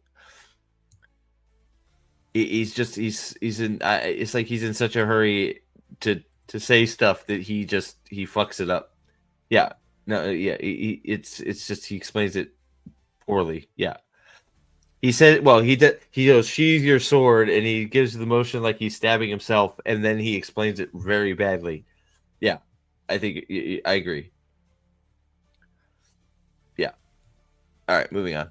Balsamon, he's not really dead, obviously, but Rand gets a lifelong injury from this. That's like a huge black scar on his stomach, and he technically wins the day. Simultaneous TKO. And then the Shan die, and the White Cloak army consumes them. The surviving White Cloaks, you have Child Bayar, and he saw Perrin Barra during the fight, and he's like, that guy's a dark friend. Everything that happened here, including... Wait, what? Wait, what? Didn't the wait, what? Did he mean? Wait, the White Cloaks all die. The White Cloaks all die. What is he talking about? The heroes was it? I think did he just misspoke? The heroes of the Horn consumed them.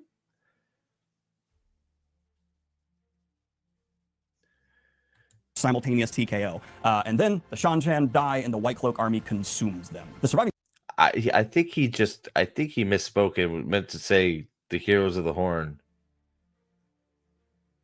Like, Bayar is the only one that survives. That's part of the problem, because Bayar fucking completely tells the wrong story of what happened at the battle.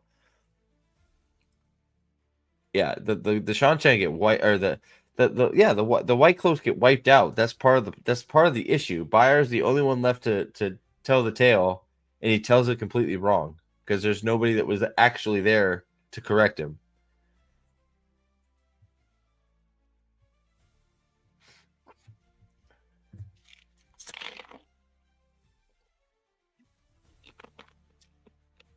Well, yeah, correct. You're right. From his point of view, correct. He tells, yeah, correct. Agreed. White Cloaks, you have Child Bayar, and he saw Perrin Barra during the fight, and he's like, that guy's a dark friend. Everything that happened here, including our leader, who was like a General Bornhald during this, died. This is Perrin's fault. I'm gonna ruin Perrin Barra's life. We'll get back to that in the next book, or the one after. From here, we cut to seeing Rand has crashed to the ground. He's unconscious and bone cold, and Min Farshaw is like weirdly drawn to him. And I guess the pattern's like, let's get him help with a hot tomboy, Min. And so Min comes in, grabs Rand, feels he's cold, and puts him in bed. And they cuddle for warmth. It's a little weird. But during this time, two different...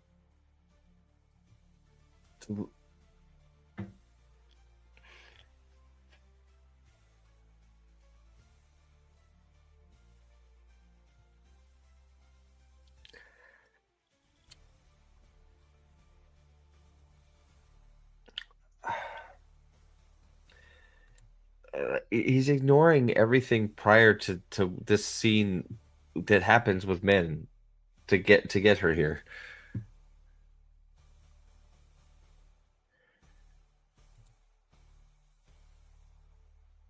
There's a there's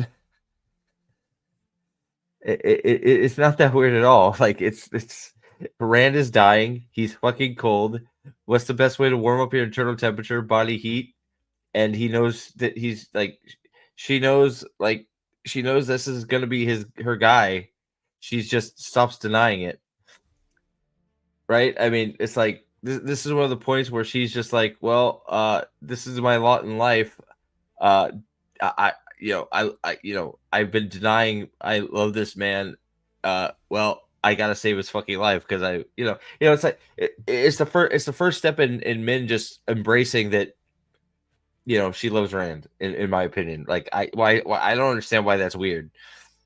Like a woman trying to save the man she's falling in love with. Why is that weird? I don't like. I don't think there's any more natural thing that could happen. She's like, maybe if she just pissed on him because pee is warm, or something, that would have been better. I mean, yeah, it's not, not really literally something that could recommend for some. Yeah, she, got into bed, got under blankets as warm as possible, and used her body weight to save him. Like, have you seen Naked and Afraid? Those people aren't even going to be lovers. Those are just two fucking people that are, out in the freaking. I mean, maybe is that what he's saying? Or I mean, I don't know. The act is not weird, so I don't know. It's a weird one. Women show up. First, Egwene opens the door and is like, Rand is drawing me here. You're in bed with him. Sorry. I just, and tries to explain it. But then we hear Min talking to Rand as well, and she's like, you're going to love 3 women, and I'm one of them, and I hate that. And we actually had Min establish that earlier. That's why that hurts there. She just like thinking to herself, was like, I hate them to fall in love with Rand. But she's sitting here clearly in love with him. Why? Because Robert Jordan. And then also another person shows up, and she's less cool than Egwene, because we see it's Celine. Yes. Why do we know it's Celine? Because she walks in the room and even Min's like, I might be gay. She's that hot. She's just, damn, who are you? Why are you saying spooky stuff about Rand, which she is? And Celine's like, oh, by the way, I'm Lanfear. If you hadn't figured that out. She's, yeah.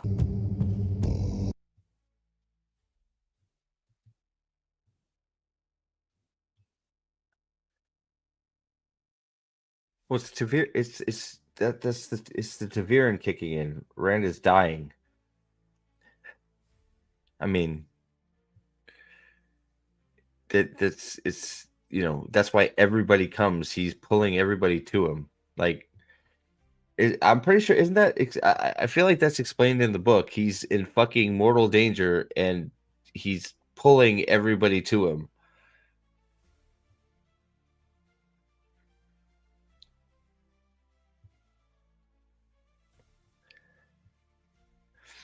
I mean, I mean, it's not like they're in the city. Like, it's just. So I don't know if it like I don't know if I don't know the way he described it. It sounded more like I don't know if he said it's weird that she found him, or it's weird that that she tried to save his life. I don't know. It's just it's a I don't know.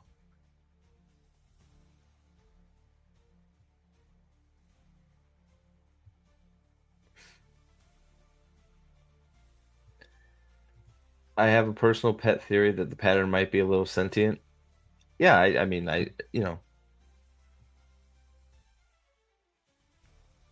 don't think with what Taviran to how many times is it we get examples of Taviran changing things around them all the time. Uh, you know, the most powerful Taviran ever being pretty almost mortally wounded. I'm pretty sure it's the pattern's gonna like start shitting itself and saying, no, it's not time for you to die yet. Everybody who can do anything, come here within a fucking mile. It's just like, I don't know. Well, but we were Min's gay for Lanfear now, so that's fine. All right, so okay, so I'm going to start the beginning of this one because I am not understanding what are we. Is this going to be the Shadow Rising, or are we doing something else? Well, that's yeah. This is why I'm a little disappointed in this, Aaron, and I think Aldan said it best when we started.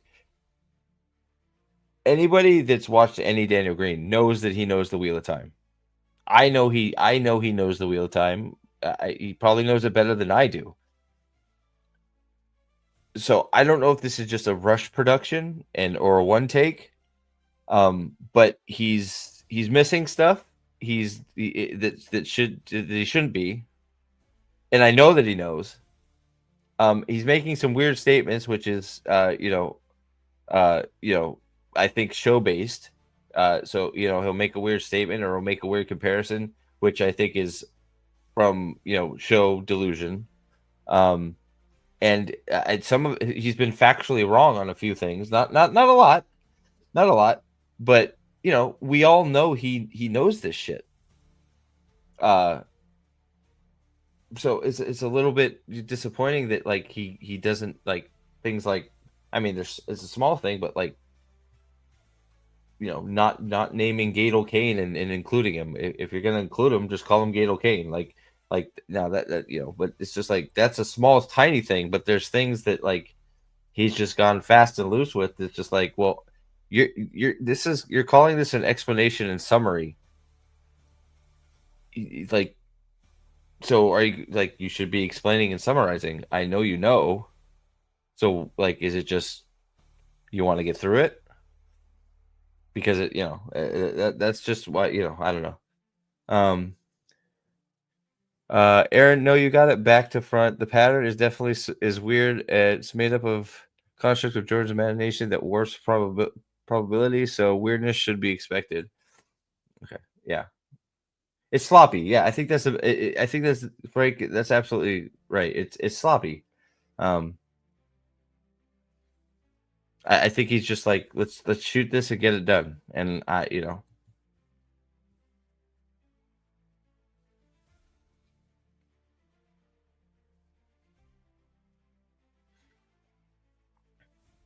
It's all one video. It sounds like, right? Didn't you say it's just taken from the other one? I guess we'll see, but I mean, this is his job, right? I mean, it's his job. So like how many videos has he released since a certain thing? I'm pretty sure he's got the time.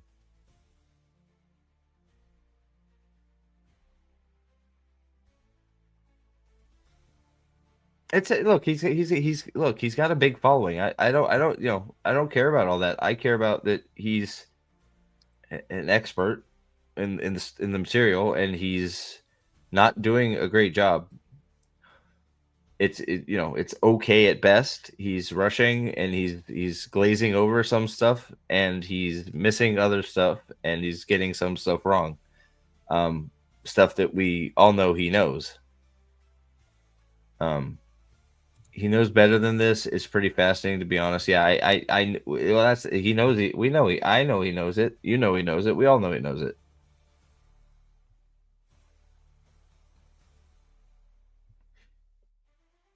There are many comments on this video saying how much they like it and how he actually makes a 5-hour video right after 16-hour. They aren't even watching the videos. Well, yeah, no, they aren't. I mean, but like the people that have stuck around on his channel, the people that like his style, I guess, and I guess this is his style now. But it's just like that was not like I don't like I'll ask you guys. Do you think that was a good summary of the Battle of Falme?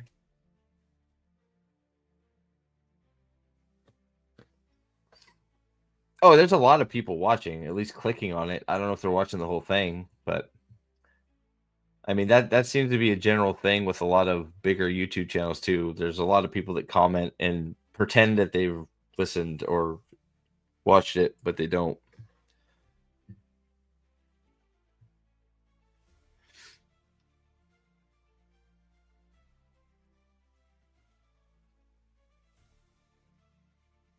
it's just I don't.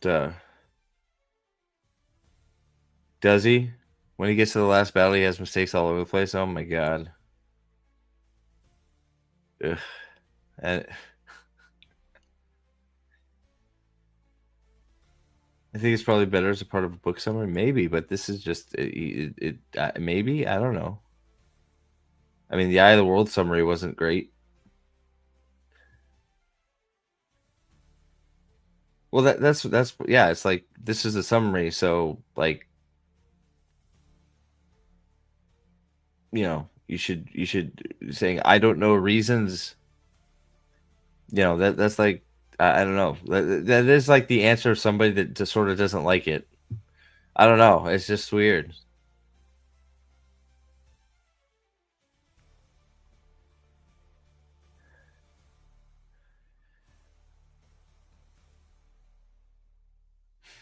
Yeah, yeah, I'm not sure what I expected either. I guess is where like, and it's like so. Hold on. So now we're at.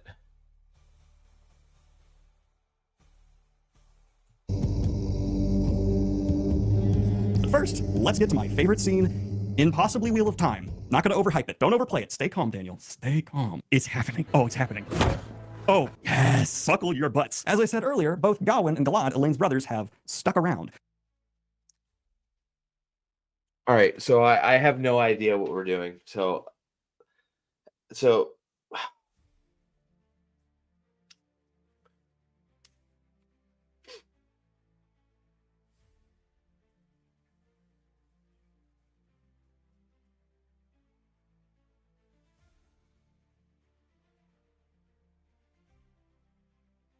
that's what I'm saying. That's what I'm saying, Alexander. I don't. The battle at the Eye of the World isn't a battle, but Matt fighting Gawain and Galad is a battle.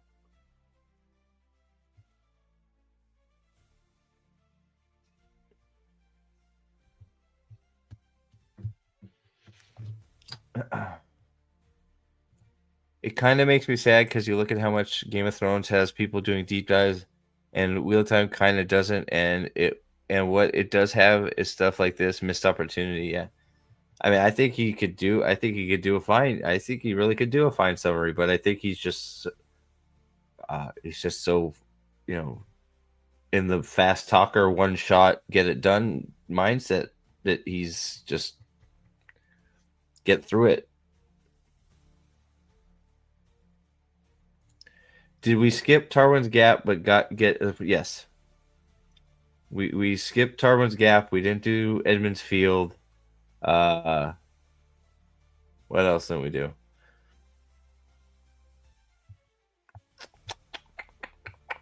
I feel like there's something else in there, but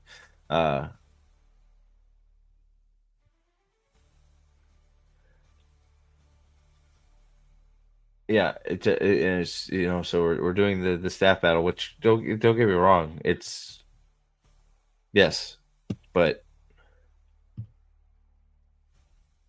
like we're just I don't know, it's weird. Like I guess we're throwing this in there because it's a favorite scene.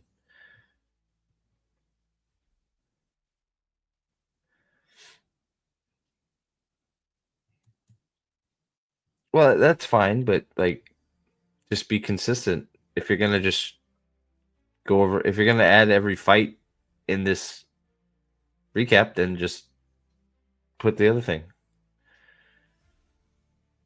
That is 100% true, Aaron. And first, like, I didn't see his reaction to this scene in the show. Yeah, so I'm gonna no, that's yeah, you're fine. See, no, I know, that's fine. Absolutely. I know that. I'm just saying it's just like fight. It's just every Wheel of Time battle and fight, or but it's just like, yeah, it's just I don't know. I don't know I don't know how he's determining what's a battle to be included in this video.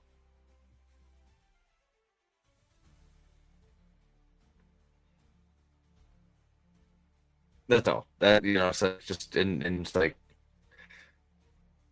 I don't know if anybody who saw his reaction to this fight in the show, but anybody that loves this fight from the book should be disgusted and horrified by what they did in the show.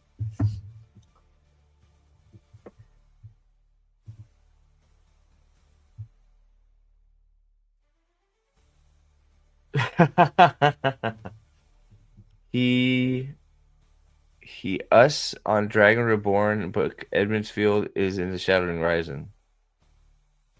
No, I'm talking about the whether I'm talking about from book like the very first like few pages, like the initial attack.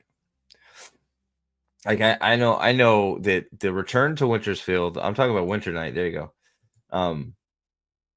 Because Winter Night is more of a battle than this is. This is just a practice tool.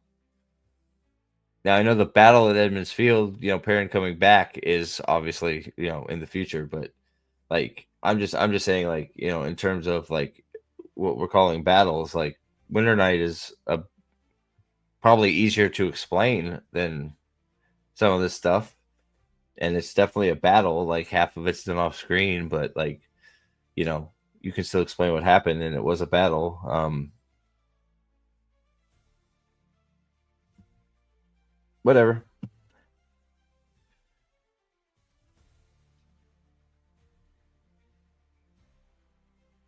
So, but yeah, I don't like I said,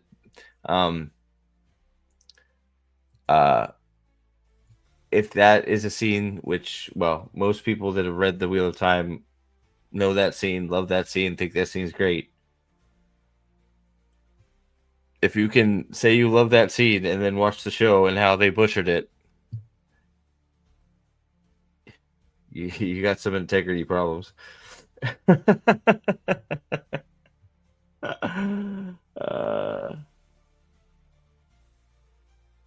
Yeah, it's really bad, Aaron.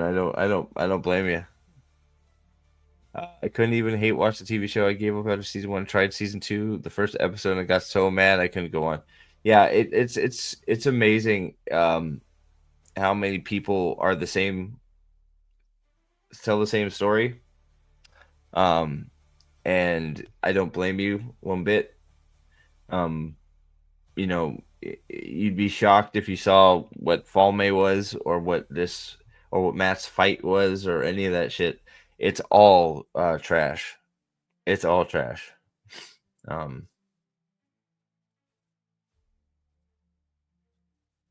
Oh, I didn't see the calendar on a sport. Oh man, yeah. I agree. I love the fight in the books, but it was a long time coming. The show did nothing to motivate. Well, the show completely butchered it. Matt's motivation to fight Galad and Gowan is because they're fucking more girls than he is. Right? I mean, Matt's mad at Gowan and Galad because they're busy. Gowan's on one side. Matt's in the room in the center. Gowan's on one side fucking novices. Galad's on the other side fucking novices, and he can't fuck any novices. So he's mad. So he wants to fight them. It's crazy. And then they don't fight in front of anybody. They just fight in front of Nynaeve. That's it. It's a complete failure of it's another one of those things. It's like the show wants you to think it's that scene, and it calls it that scene, and all the shows call it, but it's not that scene. Just like the show is not any wheel. There's no Wheel of Time in the show. Same thing as saying, hey, if you watch the first 3 seasons, pick up the Shadow Rising and continue. It's like, well, you can't, because when you pick up Shadow Rising, you're going to be so confused because none of the shit happened leading to the Shadow Rising. So it's it's nuts. It's just it's almost it's crazy. And I'm glad it's over. It gives us less stuff to you know.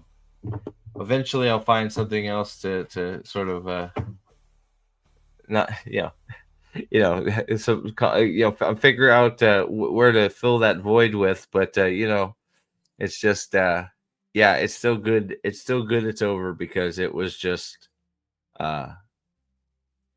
it was a pretender, and it's still to this day is the one thing that bothers me the most about the whole phenomenon is just the outright gaslighting and lies uh being told about it, and that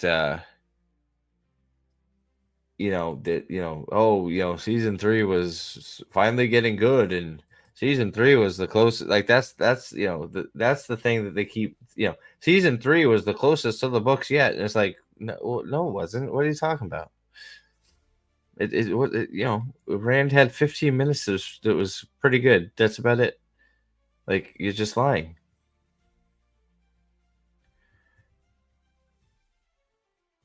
Yeah, well, that you can thank Sanderson for that one. That was Sanderson. What's up, Uriel? How are you, buddy? So it's just yeah,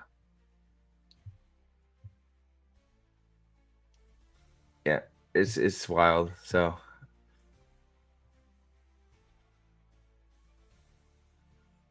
I don't know. I know.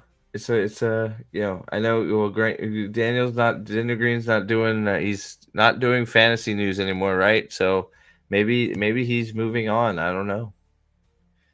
Maybe like this is his last push. He wants to get it done and get it out and get those views, and maybe he's moving on to other things. I don't know, but it seems like from watching now both of these, whether these are chunked, we're pretty sure that these 5 hours are chunked from the 11-hour video,